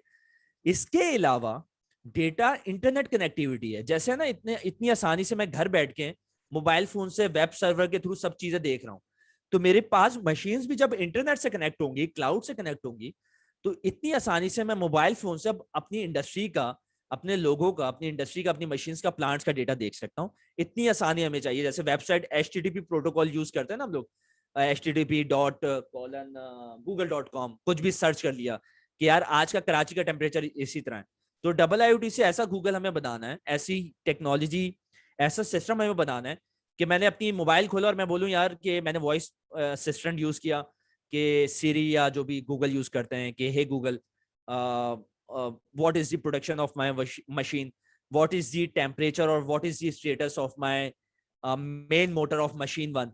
इस तरह से हमने अपनी डबल आईओटी की फील्ड को एस्टेब्लिश करना है इंडस्ट्री के अंदर, ठीक है। तो आई होप ये दो कॉन्सेप्ट क्लियर होंगे कि एक connected to the internet as well as machine to machine communication आपस में। अब उसके अलावा बाकी लोग क्या कहते हैं वो भी देख लेते हैं। हमारे पास एक इंडक्टिव ऑटोमेशन कंपनी है जिसके हम लोग सिस्टम इंटीग्रेटर्स भी हैं, वो ये कहती है कि refers to internet interconnected sensors, वही इंटरकनेक्टेड सेंसर्स, इंटरकनेक्टेड डिवाइसेस आ जाएंगे, other devices network together with computers, industrial applications, industrial manufacturing, and energy management. This connectivity allows for data collection, exchange, analysis, and potentially facilitating improvements in productivity and efficiency. ये कहते हैं double IoT जो है evolution of DCS that allows for higher degree of automation, DCS कह लें, SCADA कह लें, by using cloud computing to refine and optimise the process control. तो कहीं ना कहीं ये बात मशीन टू मशीन कम्युनिकेशन की कर रहा है और क्लाउड से इंटरनेट की कर रहा है, जो हमने ऊपर पढ़ी थी। The double IoT will revolutionize manufacturing by enabling the acquisition and accessibility of far greater amounts of data. अब जाहिर है हम लोग इंडस्ट्रियल ऑटोमेशन में रियल टाइम डेटा अगर कैप्चर नहीं कर रहे, लूज कर रहे हैं, तो उसमें far greater amount of data आ रहा है, रियल टाइम डेटा बहुत, और हर किस्म का डेटा कैप्चर हो रहा है, ग्रेटर स्पीड पे कैप्चर हो रहा है और बहुत एफिशिएंटली कैप्चर हो रहा है। तो इसमें बिग डेटा और क्लाउड कंप्यूटिंग का कॉन्सेप्ट है, ठीक है। और इसके अलावा ये कहते हैं कि number of innovative companies have started to implement IoT by leveraging intelligent connected devices in the factories. तो इसमें ये कह रहे हैं application of IoT to the manufacturing industry is called double IoT और इंडस्ट्रियल इंटरनेट और इंडस्ट्री 4.0। तो ये कहते हैं डबल IoT का आप इंडस्ट्री 4.0 भी कह लें, लेकिन वो कॉन्सेप्ट मैं क्लियर कर चुका हूँ कि इंडस्ट्री 4.0 डबल IoT एक टेक्नोलॉजी है इंडस्ट्री 4.0 की, ठीक है। तो आप double IoT dash hyphen industry 4.0 इसको कह सकते हैं। इंडक्टिव ऑटोमेशन के बाद हम लोग देखते हैं जी जनरल इलेक्ट्रिक, ये बहुत अच्छा काम करती हैं, बहुत मेजर लेवल पे काम करती हैं। तो मैंने ISA का बताया, जी का बताया। तो जी कहता है the double IoT is pervasive in the context of industry as digital transformation has become a business priority for many organizations. Double IoT refer करते हैं industrial internet brings together critical assets, advanced predictive and prescriptive analytics and modern industrial workers. तो bring together critical assets की बात वही है जो industrial equipment है, machinery है, वो सबको एक साथ ला रहा है, वही मशीन टू मशीन कम्युनिकेशन का कॉन्सेप्ट है। और वर्कर्स का भी कॉन्सेप्ट है कि वर्कर्स की फॉर एग्जांपल इसमें एफिशिएंसीज भी आ सकती है कि कौन सी शिफ्ट में कौन सा बंदा किस एफिशिएंसी पे काम कर रहा है। It is a network of multitude of industrial devices connected by communication technologies that results in system that can monitor, collect, exchange, analyze and deliver valuable new insights like never before. These insights can then help. अच्छा, इन्होंने बहुत ही ज्यादा किताबी definition लिख दी है, तो मेरे ख्याल से ISA की डेफिनेशन सबसे अच्छी थी। तो ये जेनेरिक डेफिनेशन इसलिए बनाते हैं जब कोई मेजर कॉन्सेप्ट कैप्चर करना हो, तो मैंने ये काफी डेफिनेशंस आपको बता दी। अभी जो प्रोसेस होता है उसमें mostly point two point communication होती है, कि जो मैंने हिरार्की बताई थी ना, field level, control level, SCADA level, उसके अंदर आपने देखा होगा कि PLCs हैं, HMIs हैं, जो भी सिस्टम्स हैं, वो आपस में अक्सर पॉइंट टू पॉइंट कम्युनिकेशन हो रही होती है। एक मशीन के ऊपर PLC HMI लगी हुई है, दूसरी मशीन का हो सकता है उससे ताल्लुक ही ना हो, वो अलग मशीन HMI यूज कर रही है। या अगर सेंट्रलाइज भी कुछ है तो उसके अंदर स्काडा वगैरह यूज हो रहा है, तो उसके अंदर हो सकता है मल्टीपल OPC सर्वर्स यूज हो रहे हो। OPC होता है ओपन प्रोटोकॉल कम्युनिकेशन, और उसका जो नया वर्जन है वो यूनिफाइड आर्किटेक्चर का वर्जन है। तो वो आपको अभी डिटेल में जानने की जरूरत नहीं है, वो मैं बताता रहूंगा ऐसा ऐसा। तो OPC एक ऐसा कम्युनिकेशन प्रोटोकॉल है, फॉर एग्जांपल अगर मेरी लैंग्वेज इंग्लिश है और आपकी उर्दू है, तो हम लोग OPC एक ऐसी कॉमन लैंग्वेज रख लेंगे जिसमें हम दोनों आपस में बात कर सकें, मेरी कम्युनिकेशन। इसी तरह इंडस्ट्री के अंदर एक का कम्युनिकेशन प्रोटोकॉल सीरियल कम्युनिकेशन है, एक का प्रोटोकॉल कम्युनिकेशन ईथरनेट कम्युनिकेशन है। तो मैं दोनों का डेटा OPC पे भेज सकता हूँ, जो कि स्काडा के अंदर हम लोग ऑलरेडी यूज कर रहे होते हैं, ठीक है। तो इसमें अक्सर point two point communication involve हो जाती है। बहुत सारी डिवाइसेस बहुत डिफरेंट तरीके से आपस में कनेक्ट हो जाती हैं, कोई सेंट्रलाइज सिस्टम इस तरह से बन नहीं पाता। तो एक मेजर लैग यहाँ पर आ जाता है। हमारा काम क्या है इंडस्ट्रियल IoT में, कि हम लोग ऐसे प्रोटोकॉल्स यूज करें जिसके जरिए हमारे पास कोई कम्युनिकेशन का हिसाब किताब, कोई सिस्टम आर्किटेक्चर इस तरह से बन जाए कि सारी डिवाइसेस एक ऐसे सॉफ्टवेयर पे, एक ऐसे सर्वर पे डेटा भेज रही हो जिसपे सारी डिवाइसेस आपस में डेटा भेज भी सके और रिसीव भी कर सके। ये अचीव कर सकते हैं हम लोग MQTT के जरिए और OPC UA के जरिए। MQTT OPC UA दोनों कम्युनिकेशन प्रोटोकॉल, या एक OPC UA एक पूरा फ्रेमवर्क है। OPC UA के अंदर कुछ लिमिटेशंस हैं जो हम लोग आगे जाके डिस्कस करेंगे, लेकिन कीवर्ड ये कि जो प्रैक्टिकली हम लोग काम करना है, हमने ऊपर देख लिया double IoT machine to machine communication और इंटरनेट कनेक्टिविटी के लिए यूज करते हैं, लेकिन वो यूज करें किस तरह से। तो उसके अंदर हम लोग MQTT टेक्नोलॉजी यूज करते हैं कि सब डेटा हम लोग MQTT के जरिए एक सर्वर पे भेजें और MQTT के जरिए ही डेटा क्लाउड पे भेज सकते हैं। हम लोग अक्सर देखा होगा आर्डिनो पे जिन लोगों ने काम किया हुआ रास्पबेरी पाई पे, वो MQTT की लाइब्रेरीज यूज करती हैं, तो MQTT के जरिए हम लोग डेटा उस पर भेज सकते हैं। तो इस तरह से कुछ आर्किटेक्चर बनता है। OPC जो फॉर एग्जांपल OPC DA हम लोग यूज करते थे, उसके अंदर इस तरह से कुछ लिमिटेशंस होती थी कि फॉर एग्जांपल यहां पर हमारे पास HMI, SCADA, MES हिस्टोरियन है। हिस्टोरियन का काम होता है डेटाबेस स्टोर करने का, MES OW CMMS, SCADA data centralise करने का। यहाँ पे सारे PLCs लेवल है। तो इसके अंदर लिमिटेशन क्या होती थी कि हमारे पास बहुत ज्यादा कम्युनिकेशन आपस में नेटवर्किंग हो रही है। यहाँ पर अक्सर IT लेयर्स भी आ जाती थी और यहाँ पे OT लेयर्स आ जाती थी और आपस में इनकी कन्वर्जेंस कुछ इस तरह से होती थी। अब चीजें किस तरह से आसान हो गई हैं कि हमारे पास OT और IT की जो कन्वर्जेंस हो रही है, इसीलिए कहते हैं ना डबल IoT में OT और IT दोनों मिक्स हो रही हैं। वो इस तरह से मिक्स हो रही है कि हम लोग MQTT for example broker use कर लें, या हम लोग ऐसा क्लाउड या सॉफ्टवेयर यूज कर लें जो सारा डेटा इस पे आ रहा हो, इसी से डेटा पब्लिश हो और सब्सक्राइब हो। ठीक है। तो MQTT ब्रोकर जो है ना, क्लाउड पे भी जब हम लोग डेटा भेजते हैं तो उस पर एक पब्लिक MQTT ब्रोकर होता है और एक लोकल MQTT ब्रोकर होता है जो हम लोग कंप्यूटर पे भी इंस्टॉल कर सकते हैं, जैसे मैंने हाइव MQ यहाँ पे मेंशन किया हुआ है। तो सारा PLC, HMI, MES, SCADA सब डेटा यहाँ पर आपस में एक जगह पे आ रहा होगा और एक जगह से ही सारा डेटा एक्सेस हम लोग कर पा रहे होंगे। इसी तरह एक यही एग्जांपल है कि सीमेंस हो गया, इग्निशन हो गया। सीमेंस मेरे ख्याल से सीमेंस के भी डिफरेंट वर्जन्स हैं स्काडा और प्लेटफॉर्म्स के। तो सीमेंस का एक वर्जन है सीमेंस ओए हो गया, उसके अंदर क्या होता है कि या इग्निशन हो गया, इसके अंदर हम लोग MQTT के साथ यूज करते हुए एक ऐसा सॉफ्टवेयर बना सकते हैं, ऐसा सर्वर बना सकते हैं जिसपे सारा डेटा मेरे पास पब्लिश भी हो रहा हो, PLC का, HMI का, सेंसर्स का, RTUs का, और सारा डेटा हम लोग सब्सक्राइब भी कर सकें, मतलब ले भी सकें और डेटा दे भी सकें। तो इस तरह से डबल IoT के कुछ मॉडल आपके बनेंगे। प्रैक्टिकल मॉडल है, इसको हम लोग फिजिकली प्रैक्टिकली कुछ प्रैक्टिस किस तरह से करेंगे कि हम लोग MQTT को लेके और क्लाउड को लेके कुछ प्रैक्टिस करेंगे, वो मेरी टीम इंशाल्लाह आपको गाइड करेगी कल के सेशन में। एक मॉडल ये हो सकता है कि मैंने ISA 95 का पर्ड्यू मॉडल दिखाया था कि अक्सर हम लोग ये करते हैं कि यार बजाय कि हम लोग पूरी इंडस्ट्री को इस तरह से ऑटोमेट करें, अक्सर लोग क्या करते हैं कि फॉर एग्जांपल एक इंडस्ट्री के अंदर टैंक लगा हुआ है, एक इंडस्ट्री के अंदर मशीन है, उसका कुछ डेटा क्लाउड पे भेजना है। तो बजाय कि इस तरह से पूरा मॉडल बनाए कि एक पूरा एक सॉफ्टवेयर करें, उस पर डेटा भेजें, फिर उससे क्लाउड भेजें, वो क्या करते हैं एक PLC लेंगे, सीमेंस का PLC ले लिया, PLC नेक्स्ट ले लिया आपने, और उसका थोड़ा बहुत डेटा आपने डायरेक्ट क्लाउड पे भेज दिया। इस तरह से भी आप एक मॉडल बना सकते हैं। या स्काडा को कुछ डेटा लिया, वो क्लाउड पे भेज दिया, जिसमें आपने मशीन लर्निंग इंप्लीमेंट करनी है, रिमोटली मॉनिटर करना है आपने, तो इस तरह से भी हम लोग कर सकते हैं। तो इसी तरह से कुछ हम लोग मॉडल प्रैक्टिस करेंगे।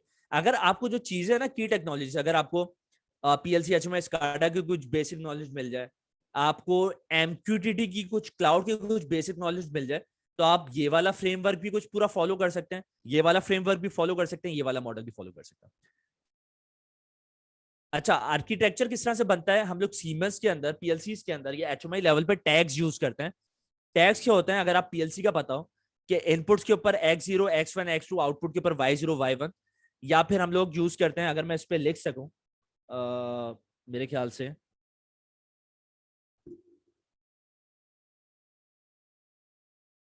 अच्छा ये मेरे ख्याल से अभी उस तरह से मैं इस पे लिख नहीं सकता, मैं नोट पैड पे लिख के बता देता हूँ आपको कि अगर मैं नोट पैड लूँ यहाँ पर और इरेजर से मैं ये करूँ, यहाँ से मैं एक मार्कर ले लेता हूँ और यहाँ पर अब क्या होता है कि ये हमारे पास मशीन है, ठीक है। PLC पीछे पैनल लगा होता है जिसमें मशीन के पीछे PLC लगा हुआ है और आगे HMI लगी हुई है आपकी, HMI ह्यूमन मशीन इंटरफेस। बंदा मैं कुछ इस तरह से बना देता हूँ जैसे वो हैंगमैन में नहीं होता था, ऐसे ही बनता था मेरे ख्याल से। वो HMI से डेटा देखता है, यहाँ पे अंदर सेंसर्स लगे हुए हैं, ठीक है। HMI से वो डेटा विजुलाइज करता है, PLC पीछे लगा मशीन कंट्रोल करने के लिए। इसी तरह एक और आपकी मशीन आ जाएगी, इसी तरह एक और मशीन 3 आ जाएगी, ठीक है। इसी तरह PLC यहाँ पे लगे होंगे पैनल्स के अंदर, HMI बाहर लगी होगी डिस्प्ले के लिए। तो इस तरह से आपके ऑपरेटर आ जाएंगे, ठीक है। मेरी डायग्राम बहुत अच्छी नहीं है, I am sorry for that. SCADA कुछ इस तरह से आ जाएगा, स्काडा जो कि एक सुपरवाइजरी सॉफ्टवेयर और डेटाबेस का लोगो कुछ इस तरह से बनता है, डेटाबेस। ये कुछ 3 स्टैक्स आ जाएंगे, ठीक है। ये इस पे कंप्यूटर के ऊपर ये स्काडा चल रहा होता है। अब क्या होगा, PLC डेटा यहाँ पे भेजेगा, PLC डेटा यहाँ पे भेजेगा। इन दोनों PLC में फॉर एग्जांपल ईथरनेट है और ये ईथरनेट को एक्सेप्ट करता है, जैसे प्रॉफीनेट, सीमेंस वाले उसको प्रॉफीनेट कहते हैं, थोड़ी ट्यूनिंग वगैरह करके उसकी, ठीक है। अगर यहाँ पे LM बैठ जाएगा, कोई डेल्टा का PLC है, डेल्टा के अंदर ईथरनेट नहीं होता, RS-232 है, तो आप एक OPC सर्वर बनाओगे जो कंप्यूटर पे चल रहा होगा, वो उस पर डेटा भेजेगा। OPC मैंने बताया डिफरेंट लैंग्वेजेस को आपस में कम्युनिकेट करा देता है, तो वो स्काडा पे भेज देगा, ठीक है। तो और इस तरह से कुछ आपका इंडस्ट्रियल ऑटोमेशन का आर्किटेक्चर बन रहा होगा, OPC यूज करते हुए, PLC, HMI और यूज करते हुए, और स्काडा। और उसके बाद IT की जो टीम होती है, ये OT लेयर है पूरी, ऑपरेशनल टेक्नोलॉजी, इसमें इंजीनियर्स काम करते हैं। IT की टीम क्या करती है कि MES और ERP पे काम कर रही होती है, और ये सारा डेटा यहाँ से इस तरह से उठ के यहाँ पर इस तरह से आ रहा होता है। तो ये कुछ इस तरह से आर्किटेक्चर अभी आपका प्लांट्स के अंदर बन रहा होता है। और अभी क्या करेंगे हम लोग सिंपली कि प्रैक्टिस पर्पस के लिए, या अभी जो कंपनीज करती हैं वो पूरा आर्किटेक्चर नहीं करती है, इसको पूरे को चेंज करते हैं। फॉर एग्जांपल यहाँ पे मेरे पास पीएलसी लगा हुआ है, यहाँ पे मेरे पास पीएलसी लगा, पीएलसी का मतलब किसी मशीन में ही लगा होगा, पीएलसी लगा हुआ है। किसी में एमक्यूटीटी होगा, जैसे पीएलसी नेक्स्ट में है, सीमेंस में। किसी में नहीं होगा, सीरियल कम्युनिकेशन होगी, डेल्टा में एमक्यूटीटी नहीं है, तो उधर वो आपके पास गेटवे यूज करेंगे। मैं जी से लिख रहा हूँ, फॉर एग्जाम्पल गेटवे ऐसी डिवाइस होती है जो RS-232 को एमक्यूटीटी में कन्वर्ट कर देगी। ठीक है, इसमें एमक्यूटीटी है, फॉर एग्जाम्पल कम्युनिकेशन प्रोटोकॉल है, तो ये सारा डेटा आपके पास एमक्यूटीटी सर्वर में जा रहा होगा। सही है। फायदा क्या होगा इससे, फिर आप क्लाउड पे भेज दो डेटा, यहां से अब बाकी भी स्काडा भी लिंक होगा, MES भी लिंक होगा, डेटा सेंड रिसीव दोनों हो सकता है, इस तरह से बन रहा होगा। लेकिन अभी प्रैक्टिस के लिए ये कॉन्सेप्ट ना अभी काफी सारी इंडस्ट्रीज को, जो सर्विस प्रोवाइडर्स उनको भी ये क्लियर नहीं है। तो उसमें हम लोग ये करते हैं कि समझाने के लिए मैं इसको जरा माउस से नीचे कर लेता हूँ। हम लोग समझाने के लिए क्या करते हैं उसको, और सर कोर्सेज के अंदर। जी जी। सर आपकी एनोटेशंस नजर नहीं आ रही हैं। ओके, सॉरी फॉर दैट, मुझे वापसी थोड़ा सा कवर करना पड़ सकता है, कोई बात नहीं। मैं स्क्रीन शेयर कर देना, उसमें मैंने विंडो शेयर की हुई थी। अब नजर आ रही है आपको? जी जी सर, अब बिल्कुल नजर आ चले, रही मैं हैं। थोड़ी सी मेहनत और कर लेता हूँ।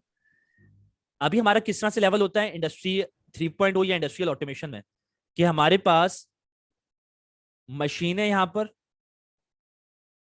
ठीक है, पीछे पैनल है जिसमें पीएलसी लगा हुआ है, और आगे HMI लगी हुई है, और यहाँ पर ऑपरेटर बैठा हुआ है जो HMI से मॉनिटर कर रहा है, पीएलसी मशीन को कंट्रोल कर रही है, और मशीन के अंदर सेंसर्स है। तो इस तरह की और मशीन्स भी होती हैं, मशीन 2, मशीन 3, मशीन 4। ठीक है, होता ये कि ये पीएलसी HMI आ गया, इधर भी पीएलसी होगा, इधर भी पीएलसी होगा, इधर भी पीएलसी होगा। अब हो सकता है ये पीएलसी डिफरेंट ब्रांड को, यहाँ पे सीमेंस यूज हो रहा हो,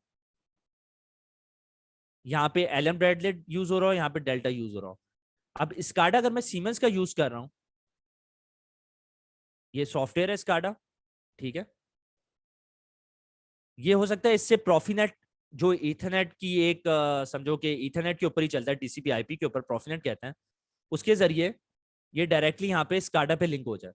एलन ब्रैडले का प्रोटोकॉल थोड़ा सा डिफरेंट होता है, तो हो सकता है मुझे यहाँ पे OPC यूज करना पड़े, जो भी वो भी कंप्यूटर में चल रहा होगा, ये भी पीसी पे चल रहा होगा, ये भी पीसी पे चल रहा होता है, कैप सर्वर इसके अंदर यूज करता है। ये ए बी एलन ब्रैडले का डेटा इस पे आ जाएगा, ब्रांड है, डेल्टा का डेटा इस पे आ जाएगा, ये भी अगर सीमेंस का पीएलसी है तो ये डायरेक्टली इधर चले जाएगा। तो इस तरह से स्काडा का नेटवर्क बन रहा होता है। ये OT लेयर होती है, ऑपरेशन टेक्नोलॉजी, और यहाँ पे IT लेयर होती है, IT वाले बैठे होते हैं जो कि MES और ERP पे काम कर रहे होते हैं, सैप सिस्टम पे और इस प्लानिंग सॉफ्टवेयर पे। तो ये डेटा सारा ये यहाँ से इस तरह से कैप्चर कर रहे होते हैं, ये लेयर बन रही होती है। लिमिटेशंस मैंने बताई थी, पीएलसी हो सकता है आपस में उस तरह से कम्युनिकेट ना कर रहे हो, आपस में हो सकता है आपस में कम्युनिकेशन ना हो रही हो, डिफरेंट मशीन्स के ऊपर ही हो सकते हैं, अगर एक मशीन के अंदर नहीं है। सही है, डेटा हमारे पास उस तरह से रियल टाइम में कैप्चर नहीं हो रहा होता, लॉस हो रहा होता है या वेस्ट हो रहा होता है डेटा। ठीक है, machine to machine communication achieve नहीं हो सकती, बहुत सारे डिफरेंट प्रोटोकॉल्स यूज हो रहे होते हैं। अब सबके अंदर एक प्रोटोकॉल नहीं है, ठीक है, मशीन टू मशीन कम्युनिकेशन नहीं है, इंटरनेट नहीं है। ठीक है, तो अब मैं क्या करूंगा, इंडस्ट्री 4.0 के अंदर मैं इसको अगर साइड पे ले जाऊं बजाय कि उधर लेके जाने के, नीचे लेके जाने के, ताकि आप लोग ये दोनों साइड बाय साइड देख सकें। तो इंडस्ट्री 4.0 के अंदर क्या होगा,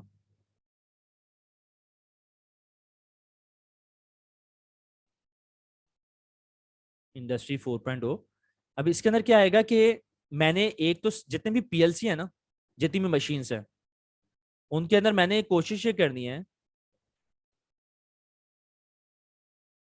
कि MQTT प्रोटोकॉल यूज हो। इसके अंदर हो सकता है ये पीएलसी नेक्स्ट हो, इसके अंदर MQTT हो, ये सीमेंस का पीएलसी है, इसके अंदर MQTT की लाइब्रेरी भी आती है, इसके अंदर भी हो। ये डेल्टा का, इसके अंदर हो सकता है MQTT ना हो। ये फैटेक का पीएलसी, इसके अंदर हो सकता है MQTT ना हो। क्योंकि मुझे सब डेटा भेजना अपने MQTT सर्वर पे।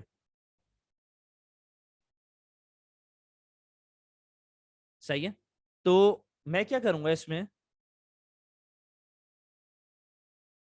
ये MQTT जिसके अंदर है वो डायरेक्टली भेज देगा, ये MQTT जिसके अंदर वो डायरेक्टली भेज देगा, जिसके अंदर नहीं है वहां पे मुझे गेटवे यूज करना पड़ेगा। अब यहाँ पर क्या लोग करते हैं कि PLC के साथ रास्पबेरी पाई लगा देते हैं, या सीमेंस के अपने गेटवेस आते हैं वो लगा देते हैं। उससे जो फॉर एग्जाम्पल डेल्टा 232 पे भेज रहा है, डेटा 485 पे भेज रहा है सीरियल कम्युनिकेशन से, उससे रास्पबेरी पाई लगा के इसको MQTT में कन्वर्ट कर लो और वो MQTT सर्वर पे भेज दो यहाँ पे।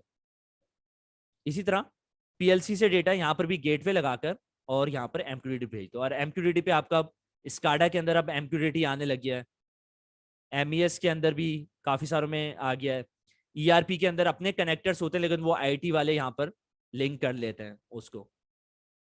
सही है, तो OT IT लेयर अब कंबाइन हो गई यहाँ पर। किस वजह से? ये MQTT सर्वर यूज करने की वजह से। MQTT क्या है इसको काफी डिटेल में हम लोग देखेंगे, इसको प्रैक्टिकली परफॉर्म भी करेंगे। तो ये जो लिमिटेशंस है यहाँ पर ये कुछ खत्म हो गई।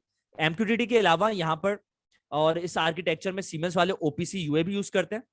उसकी सर्टेन लिमिटेशन से OPC UA के अपने फायदे हैं और MQTT के अपने फायदे हैं। ये थोड़ा एडवांस कॉन्सेप्ट है जो कि मैं यूट्यूब पे इंशाल्लाह वक्तन बवक्तन डिस्कस कर लूंगा। बट अभी कॉन्सेप्ट आपको MQTT पे काम करने की जरूरत है, क्योंकि इंडस्ट्रियल IoT के अंदर भी वही यूज होता है, क्लाउड के ऊपर भी वही अवेलेबल है, क्लाउड के ऊपर अब डेटा मैं भेज सकता हूँ यहाँ पर। तो पूरे प्लांट का डेटा मेरे पास अब इधर MQTT पे आ रहा है। लेकिन अब ये कॉन्सेप्ट बहुत कम लोगों को और बहुत कम इंडस्ट्रीज को और सॉफ्टवेयर प्रोवाइडर सर्विस प्रोवाइडर को मालूम है।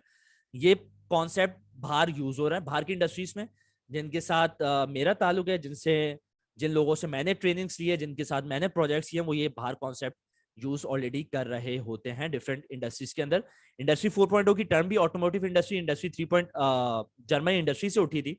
विकिपीडिया पे भी आप इंडस्ट्री 4.0 की डेफिनेशन देखेंगे, वो डेफिनेशन वो कोई नहीं होगी जो अक्सर पाकिस्तान में लोग यूज कर रहे होते हैं, वो भी स्मार्ट फैक्ट्री और मशीन टू मशीन कम्युनिकेशन से रिलेटेड ही होगी।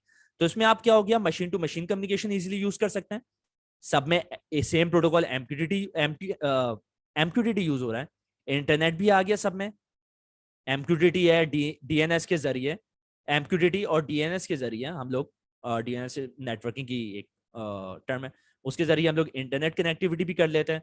और डेटा अब आपका सारा क्लाउड भी यूज कर रहे हैं, तो डेटा अब सारा रियल टाइम में स्टोर भी हो रहा है, हिस्टोरियंस भी यूज कर रहे होते हैं, क्लाउड भी यूज हो रहा है, तो डेटा रियल टाइम में स्टोर हो रहा होता है। अब सिखाने के मकसद के तहत और स्टार्टिंग मकसद के तहत, क्योंकि ये स्टार्ट करना बहुत मुश्किल है, आपके पास PLC HMI नहीं है, आपके पास कुछ भी नहीं है, या इंडस्ट्री के अंदर ये MQTT सर्वर का कॉन्सेप्ट नहीं है अभी, हर कोई PLC डिफरेंट प्रोटोकॉल पे कन्वर्ट कर रहा है, कितने सारे आप गेटवेज लगाओगे यहाँ पर, या क्या क्या आपको लगाने पड़ेंगे। तो इस कॉन्सेप्ट को आसान करने के लिए हम लोग क्या करते हैं, ये अक्सर इंडस्ट्रीज क्या करती हैं, इस तरह से प्रोजेक्ट कर लेती हैं कि वो कोई टैंक है आपका इंडस्ट्री में। अब ऊपर वाले कॉन्सेप्ट में तो PLC HMI SCADA पूरा हर चीज ही यूज हो रही है, हर मशीन से हम लोग डेटा कैप्चर कर रहे हैं। वो क्या करते हैं, फॉर एग्जाम्पल कोई टैंक है इंडस्ट्री में, वो क्या करते हैं, इधर सेंसर लगाएंगे, रास्पबेरी पाई लगाएंगे, ये अपनी कोई प्रोडक्ट बनाई हुई, ज्यादातर रास्पबेरी पाई छुपाकर यूज कर रहे होते हैं उसमें ठीक है, और वो भेज देंगे डेटा क्लाउड पे MQTT के जरिए, और वो बोलेंगे IoT जो है ना प्रोजेक्ट हो गया। देखा जाए IoT का थोड़ा सा पोर्शन इन्होंने, थोड़ा सा पोर्शन भी क्या है, एक माइनर से उन्होंने टास्क किया है, बट IoT का जो कॉन्सेप्ट है मैंने वो बताया, वो मशीन टू मशीन कम्युनिकेशन और इंटरनेट कनेक्टिविटी का है, तो उसमें मशीन टू मशीन कम्युनिकेशन नहीं हो रही, ये एक लूज कॉन्सेप्ट है। जैसे मैंने बताया था घर में आपने मोबाइल फोन से वो कर लिया, AC कंट्रोल कर लिया, एक लूज कॉन्सेप्ट है, एक छोटा सा पार्ट है, but it is not true IoT। True IoT मैंने ऊपर कॉन्सेप्ट बता दिया किस तरह से आपका MQTT यूज हो रहा होगा क्लाउड। एक सेकेंड,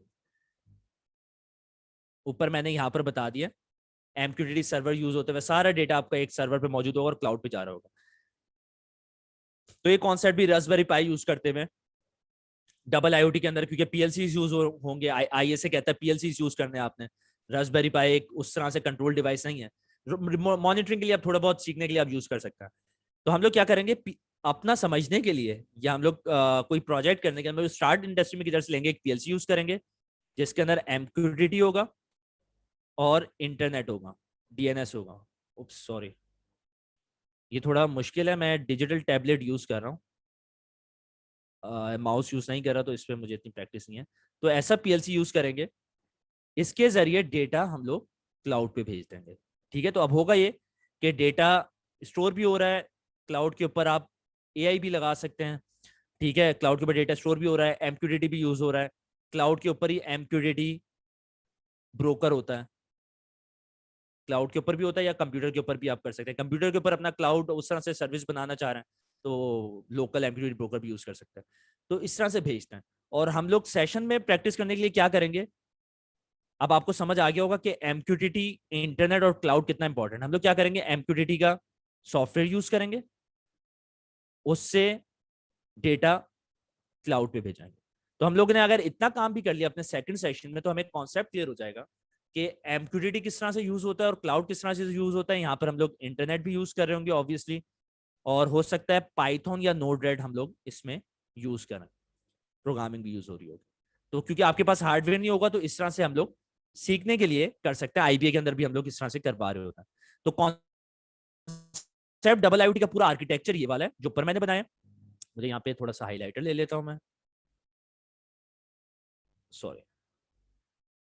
ठीक है, तो कॉन्सेप्ट बिल्कुल ये डबल आईओटी का ओटी आईटी की कन्वर्जेंस है। और ये कॉन्सेप्ट लोग सर्विसेज प्रोवाइडर रास्पबेरी पाई और वो लगा के कर रहे होते हैं। ये थोड़ा सा रॉन्ग कॉन्सेप्ट है। ठीक है, सीखने के लिहाज से आप सही है, रास्पबेरी पाई का डेटा क्लाउड पे भेजते हैं। हम लोग सिखाते या स्टार्ट किस तरह से करते हैं कि पीएलसी का डेटा क्लाउड पे भेजते हैं जिसमें एमक्यूटीटी और इंटरनेट होता है, जैसे पीएलसी नेक्स्ट या सीमेंस है। और क्योंकि इसमें क्या होता है, स्केलेबिलिटी आसान है कि आपने पीएलसी लगाया हुआ है किसी मशीन में, तो अगली मशीन में मशीन टू मशीन कम्युनिकेशन करनी है, एक और पीएलसी लगा दिया, एमक्यूटीटी है, तो वो आपस में भी बात कर सकते हैं और क्लाउड पे भी भेज सकते हैं, या एक एमक्यूटीटी सर्वर या सॉफ्टवेयर भी यूज कर सकते हैं। ठीक है, तो इस तरह से हम लोग ये एमक्यूटीटी का बना सकते हैं। और सीखने के लिए हम लोग एमक्यूटीटी क्लाउड यूज कर सकते हैं। एमक्यूटीटी कौन सा यूज करते हैं हम लोग, मॉस्क्यूटो यूज करते हैं। लोकल जो सर्विस है कंप्यूटर के ऊपर मॉस्क्यूटो सर्विस यूज करते हैं, पीसी के ऊपर यूज होती है। अक्सर लोग आईओटी भी सिखा रहे होते हैं ना, उनको इन चीजों का आइडिया नहीं होता है एमक्यूटीटी और मॉस्क्यूटो का, पर डेटा क्लाउड पे भेज देते हैं कि एमक्यूटीटी बहुत इंपॉर्टेंट है। क्लाउड हम लोग कौन सा यूज करते हैं सीखने के लिए, आईबीएम बहुत अच्छा है। वैसे इंडस्ट्री में हम लोग अमेजोन और माइक्रोसॉफ्ट ज्यादा यूज कर रहे हैं, तो माइक्रोसॉफ्ट वाले ओपीसी यूए की सर्विस भी देते हैं अपार्ट फ्रॉम एमक्यूटीटी। और मॉस्क्यूटो आईबीएम, कंप्यूटर के ऊपर अगर हमें ये आर्किटेक्चर बनाना है, हम लोग नोड-रेड यूज कर लेते हैं। ठीक है, तो आई होप ये मैंने लिखने का तरीका इसलिए अपनाया था कि आप लोग को कुछ चीजें समझ में आ सकें। पार्टिसिपेंट्स अभी माशाल्लाह से ज्यादा है, 155। मैं कुछ सवाल ले लेता हूँ। To send data in cloud other than the PLC we can use HMI to send data to MQTT other than, अगर आप ये पूछना चाह रहे हो send data to cloud other than PLC, अगर पीएलसी से आपने नहीं भेजना तो हाँ, एचएमआई से भी भेज सकते हो। आजकल एचएमआई जो आ रही हैं, एचएमआई जो आ रही हैं, फॉर एग्जाम्पल एचएमआई से भी आप डेटा, या स्काडा से भी आप डेटा, आपने ये देखना कि एचएमआई उनके अंदर, स्काडा के अंदर वो मौजूद हो, एमक्यूटीटी मौजूद हो, तो उससे भी आप क्लाउड पे भेज सकते हो, बिल्कुल भेज सकते हो। तो यही तो कॉन्सेप्ट है डबल आईओटी का, जो मैंने यहाँ पे क्लियर किया आप लोग को। ये जो कॉन्सेप्ट है कि इसमें पीएलसी, एचएमआई, एमक्यूटीटी सब सब डेटा क्लाउड पे भेज रहे हैं। जिसमें वो प्रोटोकॉल नहीं है एमक्यूटीटी, उसको गेटवे लगा के कन्वर्ट कर सकते हैं, Raspberry Pi as a gateway लगा सकते हैं, बिल्कुल। इस नोड-रेड इंडस्ट्री में लार्ज स्केल पे बहुत कम यूज हो रहा होता है, लेकिन जैसे सीमेंस की आईओटी डिवाइस है उसमें वो नोड-रेड यूज करते हैं। तो ऐसा ऐसा ट्रेंड बढ़ रहा है और नोड-रेड की यूजेबिलिटी और नोड-रेड की केस स्टडीज बढ़ती जा रही है इंडस्ट्रीज में। तो इट इज समथिंग दैट बहुत इंटरेस्टिंग है, आनी चाहिए। नोड-रेड क्लाउड थोड़ी है, आप उसको एडब्ल्यूएस और गूगल आईओटी से कंपेयर कर रहे हो। अगर नोड-रेड तो it's a programming, flow based programming software जिसको लो कोड नो कोड कहते हैं। कि पाइथन में अगर आपको किधर है, यहाँ पर है, पाइथन में आपको टेक्सचुअल प्रोग्रामिंग करनी है, सही है पूरी, हम लोग नोड-रेड इसलिए यूज कर लेते हैं खासकर बिगनर लेवल पे कि इसमें अंदर लो कोड नो कोड है, मतलब graphical programming.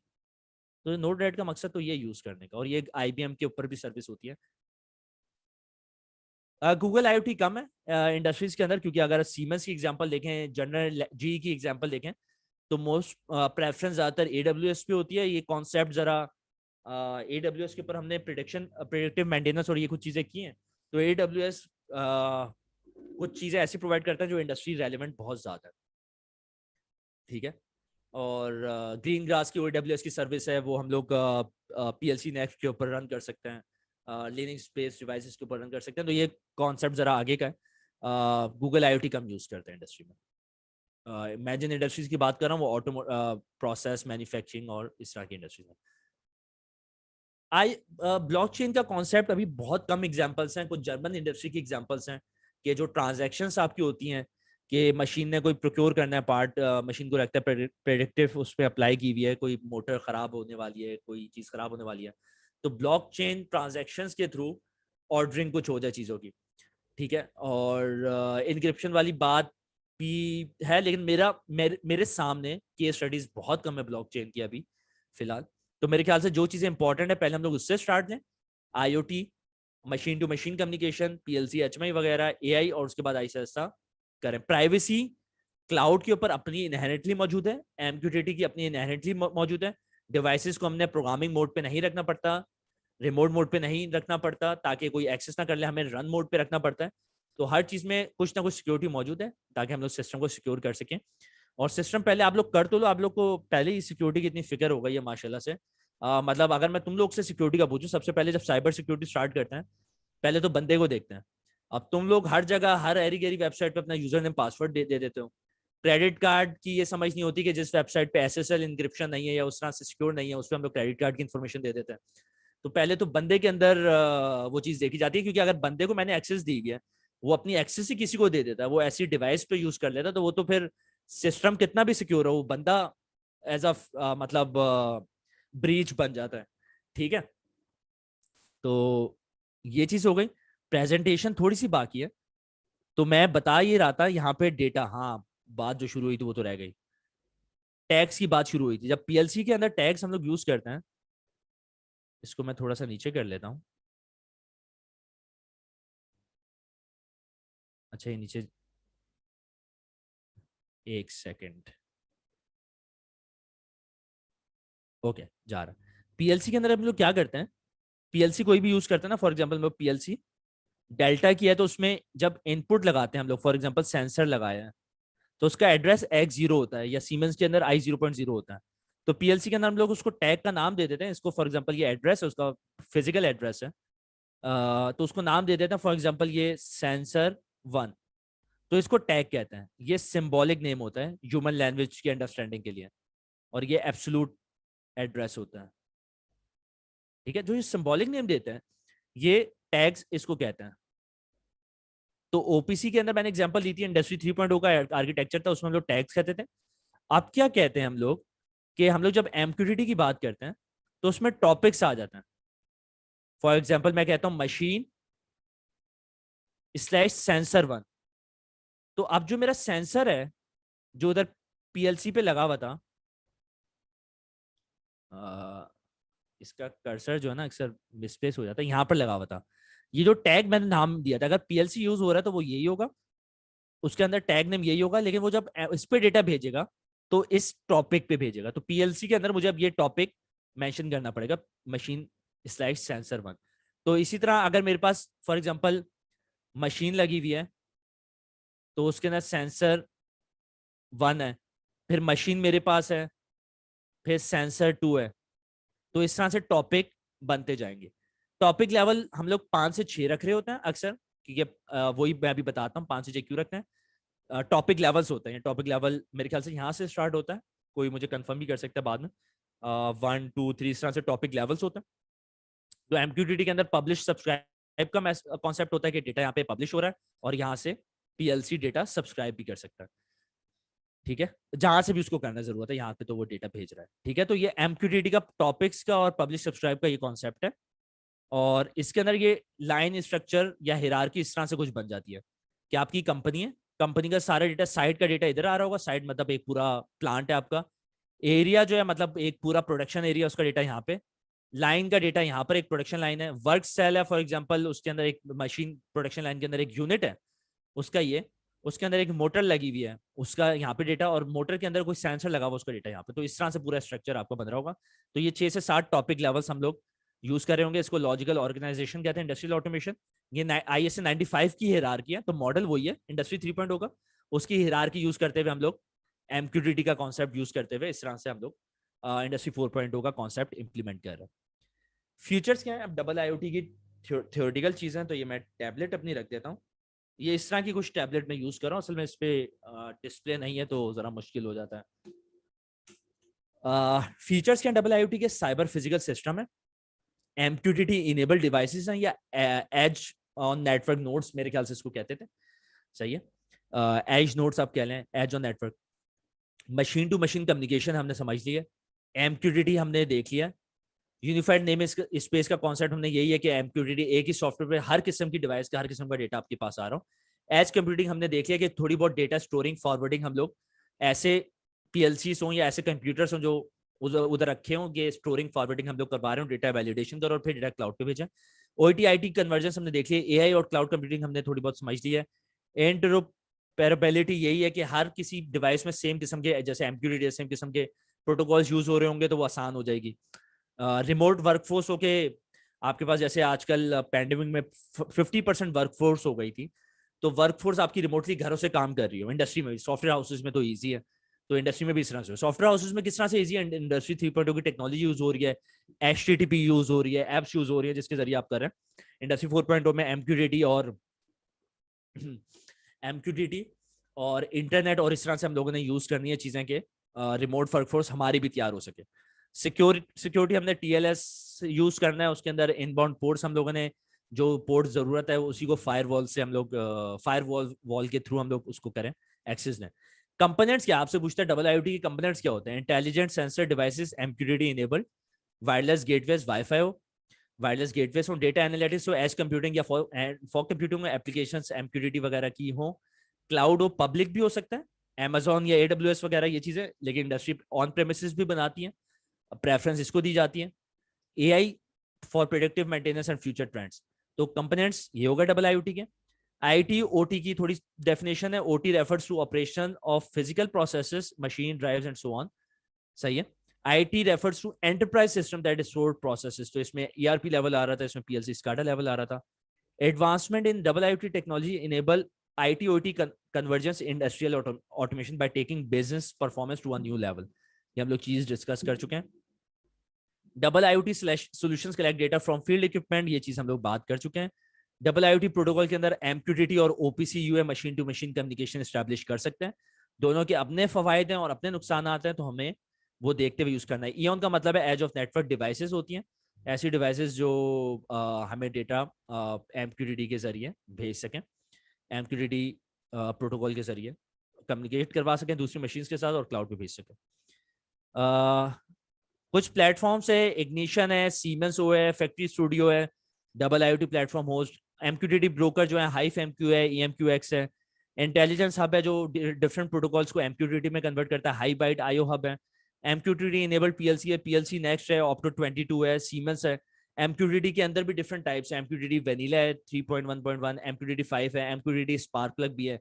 MQTT spark plug भी सबसे पॉपुलर है इंडस्ट्रियल IoT प्रोटोकॉल में। बेनिफिट्स क्या है? अचीव क्या कर सकते हैं? रिमोट वर्कफोर्स आपने कर दी, घर बैठे डेटा मॉनिटर भी कर रहे हैं, कंट्रोल भी कर रहे हैं, ऑपरेट भी कर रहे हैं, ठीक है। बेहतरीन तरीके से आप डेटा की विजुअलाइजेशन या डेटा के ऊपर डिसीजन मेकिंग कर सकते हैं। रियल टाइम पे डेटा मौजूद है ना, जैसे मैंने वेदर की एग्जांपल दी थी, इसी तरह इंडस्ट्री का गूगल आपके पास मौजूद है, इंडस्ट्री की हर किस्म का डेटा आपके पास मौजूद है। प्रिडिक्टिव मेंटेनेंस कर सकते हैं आप। प्रिडिक्टिव मेंटेनेंस बहुत पॉपुलर डबल IoT की टेक्नोलॉजी है कि आप मोटर्स की हम लोग करेक्टिव मेंटेनेंस करते हैं कि जब खराब है उधर जाके देख ली, ये रिएक्टिव अप्रोच होती है। सही कर दिया, बेरिंग खराब हुआ सही कर दिया, वाइंडिंग खराब हुई रिपेयर करवा दी।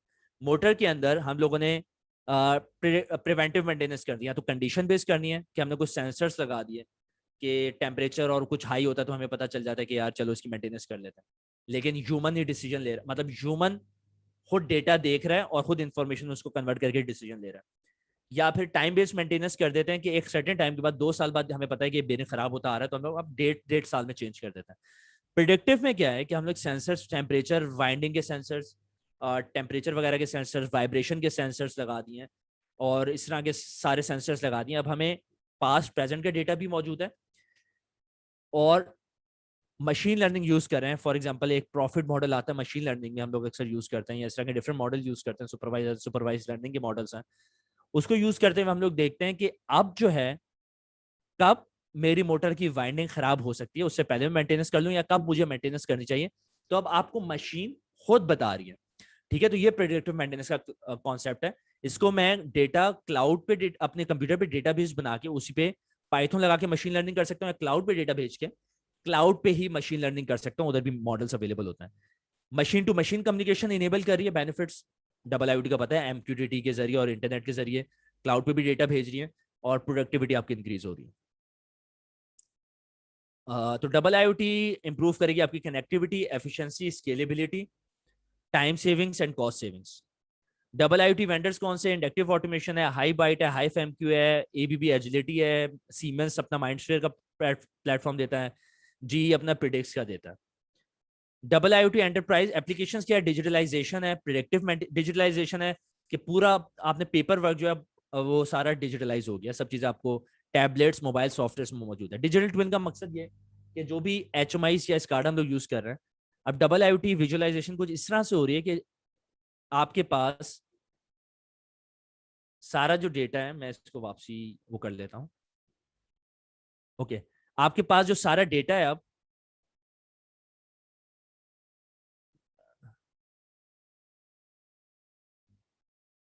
इसमें हमारे पास फुल स्क्रीन करने का ऑप्शन कौन सा होता था, मुझे याद नहीं है।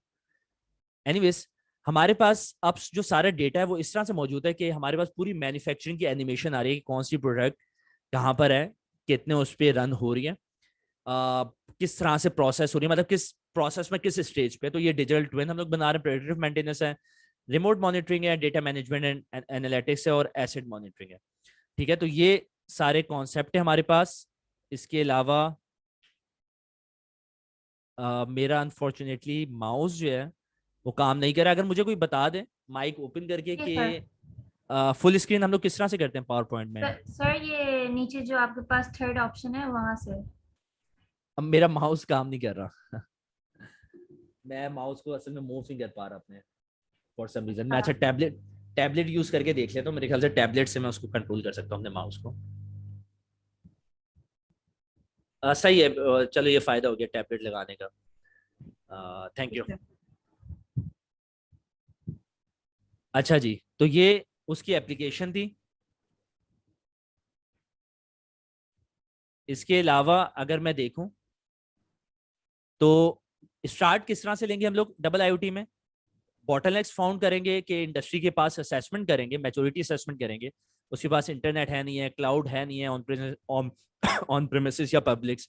अगर वो लेगेसी डिवाइसेस कर रहे हैं तो कितने गेटवेज हम लोग यूज करेंगे एमक्यूटीटी में कन्वर्ट करने के लिए, या हम लोग ओपीसी है वहां पर यूज कर रहे हैं, एमक्यूटीटी यूज कर रहे हैं, इस पर डिसीजन लेना है। क्लाउड के लिए एमक्यूटीटी यूज करना है, क्लाउड कौन सा यूज करना है, वो ऊपर इधर हम लोग कुछ डिसाइड कर रहे होंगे। टैग्स कितने हैं, टैग्स का मतलब ये कितने सेंसर्स या आउटपुट्स हम लोग यूज कर रहे हैं। एग्जिस्टिंग सेटअप में इश्यूज क्या है, लैक ऑफ डेटा है, या और जो भी इश्यूज हैं। Double IoT host MQTT broker कौन सा यूज करना है, स्काडा स्टोरियन कौन सा यूज करना है अगर मिसिंग है, और अगर है तो उसके अंदर एमक्यूटीटी है या नहीं है, या उसके लिए उसके साथ भी सॉफ्टवेयर हमें यूज करना पड़ेगा। डिसीजन ऑन क्लाउड, तो ये इस तरह से हम लोग यूज करते हैं। चैलेंजेस ऑफ डबल आईओटी क्या है कि सिक्योरिटी रिस्क है और इंटरपरेबिलिटी, हर कोई अपना अलग स्टैंडर्ड कम्युनिकेशन प्रोटोकॉल यूज कर रहा है, सिक्योरिटी चैलेंजेस हैं। मेजर कंसर्न यही है बिटवीन डिवाइसेस एंड मशीन्स, ताकि मशीन टू मशीन कम्युनिकेशन किस तरह से इनेबल कर सकें, और ओपन प्लेटफॉर्म्स हो। एमक्यूटीटी का फायदा ये होता है वो लाइट वेट है, ओपन आर्किटेक्चर है, और लो बैंडविड्थ यूज करता है। इसी तरह ऐसे सॉफ्टवेयर यूज करना है जो कुछ ना कुछ ओपन प्रोटोकॉल हो। Companies need to know their data is secure, data security एक फैक्टर है। फ्यूचर ऑफ डबल आईओटी बहुत जबरदस्त है। Market increasing, market speed, volatility, market की डिमांड जो है वो बहुत बढ़ती जा रही है वक्त के साथ साथ। जिन लोगों के साथ, जिन फॉरेन पार्टनर्स के साथ मैं काम कर रहा हूँ, उनके हंड्रेड्स ऑफ प्रोजेक्ट्स चल रहे हैं डबल आईओटी इंडस्ट्री 4.0 पे पाकिस्तान के अंदर। एंग्रो का डिजिटलाइजेशन डिपार्टमेंट है, के इलेक्ट्रिक का डिजिटलाइजेशन डिपार्टमेंट है। तो कुछ इंडस्ट्रीज हैं जो कोई प्रोडक्टिव मेंटेनेंस का सोल्यूशन डिप्लॉय कर रहा है, कोई जो है वो सप्लाई चेन वेयर हाउसिंग का सोल्यूशन डिप्लॉय कर रहा है डबल आईओटी बेस्ड, कुछ जो है SCADA plus double IoT platforms इस तरह से यूज कर रहे हैं डिजिटलाइजेशन करने के लिए। कुछ ERP सॉफ्टवेयर इस तरह से डेवलप करेंगे पूरे बिजनेस की डिजिटल ट्रांसफॉर्मेशन कर सकें। तो ये प्रोसेस ऑन गोइंग है। In most cases, companies won't be able to take advantage of more Industry 4.0 technologies such as AI, digital twin, predictive analytics without collecting and analyzing lots of data. Most often generated. तो हमें sensors का data बहुत important है कि हम लोग capture कर सकें। Comprehensive double IoT framework and architecture are essential कि डबल IoT की एक प्रॉपर स्ट्रेटेजी हो जो हम लोग शुरू में बना सकें कि इस तरह से डेटा कैप्चर करना है और डिजिटल इकोसिस्टम हमें बनाना है। कोई भी चीज सीखने के लिए मैंने एंड में चीज डाली हुई है कि हमें पैरेटो रूल अप्लाई करना चाहिए कि 20% ऐसी चीजें सीखनी चाहिए जिससे हम लोग 80% रिजल्ट जो हैं वो अचीव कर सकें। 20% ऐसी चीजें सीखें जिससे 80% आउटकम्स हमें मिल सकें। तो स्टार्ट का तरीका मैंने बता दिया था। हम लोग कल के सेशन में MQTT इस तरह से यूज करेंगे, MQTT क्लाउड और नोटेड, कि चाहे वो MQTT बाद में आपको PLC में यूज करना पड़े, रास्पबेरी पाई में यूज करना पड़े, आप लोग मशीन टू मशीन कम्युनिकेशन करानी पड़े, तो आपको कुछ कॉन्सेप्ट क्लियर उसमें हो जाए। तो मेरे ख्याल से सेशन ऑलमोस्ट चीजें कवर हो गई हैं। सवाल हम लोग ले सकते हैं ताकि हम लोग कुछ कन्वर्सेशन कर सकें। मेरे पास कुछ 5 मिनट्स हैं जिसमें हम लोग कुछ सवाल ले सकते हैं। जी sir, thank you very much, Mr. Rana. It was a very informative session, and I'm sure that all the participants in this meeting also feel the same way. If anyone has any questions, kindly raise your hand so we can unmute you, or you can type the question in the chat box along with your name and affiliation. Please do mention your name, your university, and your city name along with your question in the chat box. Or you can just raise your hand. Sir, we have a question. What are the basics one should know before diving into double IoT? Okay, double IoT के लिए मैंने बताया था कि double IoT जो है वो subset है IoT का और इंडस्ट्री 4.0 का, और उसके लिए इंडस्ट्रियल ऑटोमेशन का आपको पता होना चाहिए। तो बेसिक्स ऑफ इंडस्ट्री कि इंडस्ट्री किस तरह से काम करती है, जैसे मैंने फैक्ट्री IO का एप्लीकेशन को यूट्यूब पे डाली हुई है जिसमें इंडस्ट्री का बताया हुआ है, पैनल्स किस तरह से दिखते हैं, कन्वेयर्स किस तरह से दिखती हैं, बेसिक ऑफ इंडस्ट्री आपको पता हो। उसके अलावा पहली चीज बेसिक्स ऑफ इंडस्ट्री प्रोसेसेस, दूसरी चीज है basics of PLC HMI SCADA के इंडस्ट्रियल ऑटोमेशन की टेक्नोलॉजीज किस तरह से यूज होती हैं चीजों को ऑटोमेट करने के लिए, इसकी बेसिक्स। उसके अलावा IoT के अंदर हम लोग MQTT और क्लाउड किस तरह से यूज करते हैं। तो ये सब चीजें यूज करते हुए फिर आप डबल IoT के अंदर machine to machine communication establish कर सकते हैं। तो मोटी मोटी चीजें हैं कि इंडस्ट्री प्रोसेसेस, PLC HMI की बेसिक्स, MQTT और क्लाउड। तो ये चीजें हैं जिससे आप डबल IoT की machine to machine communication establish कर सकते हैं। All right, thank you, sir. We have one more question. How does SCADA handle data? SCADA अच्छा सवाल है। SCADA डेटा इस तरह से हैंडल करता है कि डेटा सेंसर्स क्योंकि नोट करते हैं कि टेम्परेचर मशीन का कितना है या फिजिकल पैरामीटर्स कितना है, उसको सेंसर इलेक्ट्रिकल एनर्जी में कन्वर्ट करते हैं। वो इलेक्ट्रिकल सिग्नल 0 to 10 वोल्ट के 4 to 20 मिली एम्प्स से भेजते हैं PLC पे। PLC जो डेटा है वो PLC के अंदर प्रोटोकॉल होता है प्रोफिनेट जैसे सीमेंस का इथरनेट वाला, वो डेटा SCADA सॉफ्टवेयर से लिंक हो जाता है। जब SCADA से हम लोग PLC के टैग्स SCADA के टैग से लिंक कर देते हैं तो उन टैग्स के हम लोग डेटा बेसिस बना लेते हैं या टैग्स हम लोग उसके अंदर हिस्टोरियन सॉफ्टवेयर यूज कर लेते हैं। हर टैग का डेटा वो इस तरह से SCADA जो है SQL डेटाबेस लिंक करके हम लोग उसके अंदर स्टोर कर रहे होते हैं, या तो SQL डेटाबेस यूज करते हैं या फिर हिस्टोरियंस यूज करते हैं। तो इस तरह से सारे टैग्स का डेटा हमारे पास स्टोर हो रहा होता है। Thank you, sir. Another question we have is MQTT implemented in most of the industries in Pakistan? देखें, MQTT एक प्रोटोकॉल है डबल IoT का और IoT का। सवाल ये होगा कि डबल IoT कितनी इंडस्ट्रीज में इंप्लीमेंट हुआ है। तो मैंने बताया कि कुछ इंडस्ट्रीज प्रेडिक्टिव मेंटेनेंस के सोल्यूशन कर रही हैं, कुछ सीमेंस वगैरह थी जैसे ये स्मार्ट ग्रिड्स के कॉन्सेप्ट पे काम कर रही थी, कुछ इंडस्ट्रीज हैं वो वेयर हाउसिंग के कॉन्सेप्ट पे काम कर रही हैं। तो डिफरेंट फेजेस के अंदर काम हो रहा है। तो इस तरह से मैं ये नहीं बता सकता कि ये पूरी इंडस्ट्री जो है ये वो चली गई है। वो बाहर की एग्जांपल्स हैं, जैसे हमारे पास वोक्सवैगन का प्लांट है जर्मनी में, टेस्ला के चंद प्लांट्स हैं जो इस पे बहुत अच्छा काम कर रही हैं। तो बाहर की कुछ एग्जांपल्स तो मिलती हैं। Right, sir. So how to relate industrial engineering with double IoT? Industrial engineering का मैंने बताया था कि हमारे पास OEE down time reporting, machine की प्रोडक्टिविटी, ह्यूमंस की प्रोडक्टिविटी, इनकी प्रोडक्टिविटी इनहांस करने के लिए आपको सेंसर्स और क्लाउड की जरूरत पड़ेगी, तो इस तरह से आप डबल IoT यूज कर सकते हैं।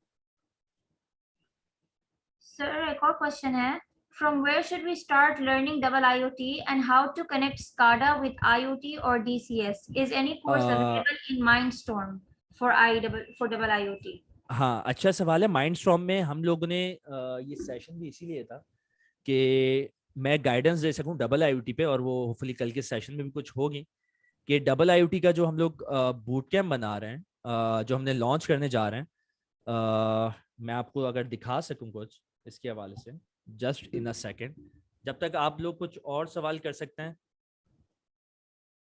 मैं आपको इसका थोड़ा सा ब्रीफली दिखा देता हूं और स्क्रीन शेयर कर देता हूं कि ये तकरीबन 9 महीने का बूट कैंप है जो हम लोग लॉन्च इसलिए करने जा रहे हैं, जिसमें हर किस्म की टेक्नोलॉजी रिलेटेड चीज़ें हम लोग बता रहे हैं। मतलब ये जो पूरा कॉन्सेप्ट है इंडस्ट्रियल ऑटोमेशन और IoT, तो ये वेबसाइट है IoT.mindstormengineering.com। मैं टीम से कहूँगा वो आपको शेयर भी कर दें। तो इसके अंदर 3 सेमेस्टर्स में 9 महीने का हमने प्रोग्राम बनाया है। पहला सेमेस्टर इंडस्ट्रियल ऑटोमेशन का है, दूसरा सेमेस्टर AIoT का है कि IoT भी है और आर्टिफिशियल इंटेलिजेंस भी है, और तीसरा सेमेस्टर डबल IoT का। आप जिनको कुछ PLC HMI की नॉलेज है इंडस्ट्रियल ऑटोमेशन, वो स्किप कर दें सेमेस्टर, वो डायरेक्ट AIoT या डबल IoT में आ जाए। जिनको दोनों सेमेस्टर की नॉलेज है वो डायरेक्ट डबल IoT में आ जाए, वो मोस्टली प्रोफेशनल्स हो गए। जिनको किसी भी नॉलेज नहीं हो, पूरा बूट कैंप के लिए, तो ये तकरीबन 9 महीने का बूट कैंप होगा, और ये फ्लेक्सिबल है, हाइब्रिड होगा, ऑटोमेशन प्ले के भी कुछ कोर्सेस अवेलेबल होंगे और ऑन साइट भी हो रहे होंगे। तो इस तरह से करके ये बहुत कॉम्प्रिहेंसिव बूट कैंप हमने इसमें बनाया है, डबल IoT बूट कैंप। इसी तरह ऑटोमेशन प्ले के ऊपर भी double IoT boot camp launch होने वाला है। अभी ऑटोमेशन बूट कैंप है, अगर मैं वो थोड़ा सा दिखा सकूं, ऑटोमेशन बूट कैंप।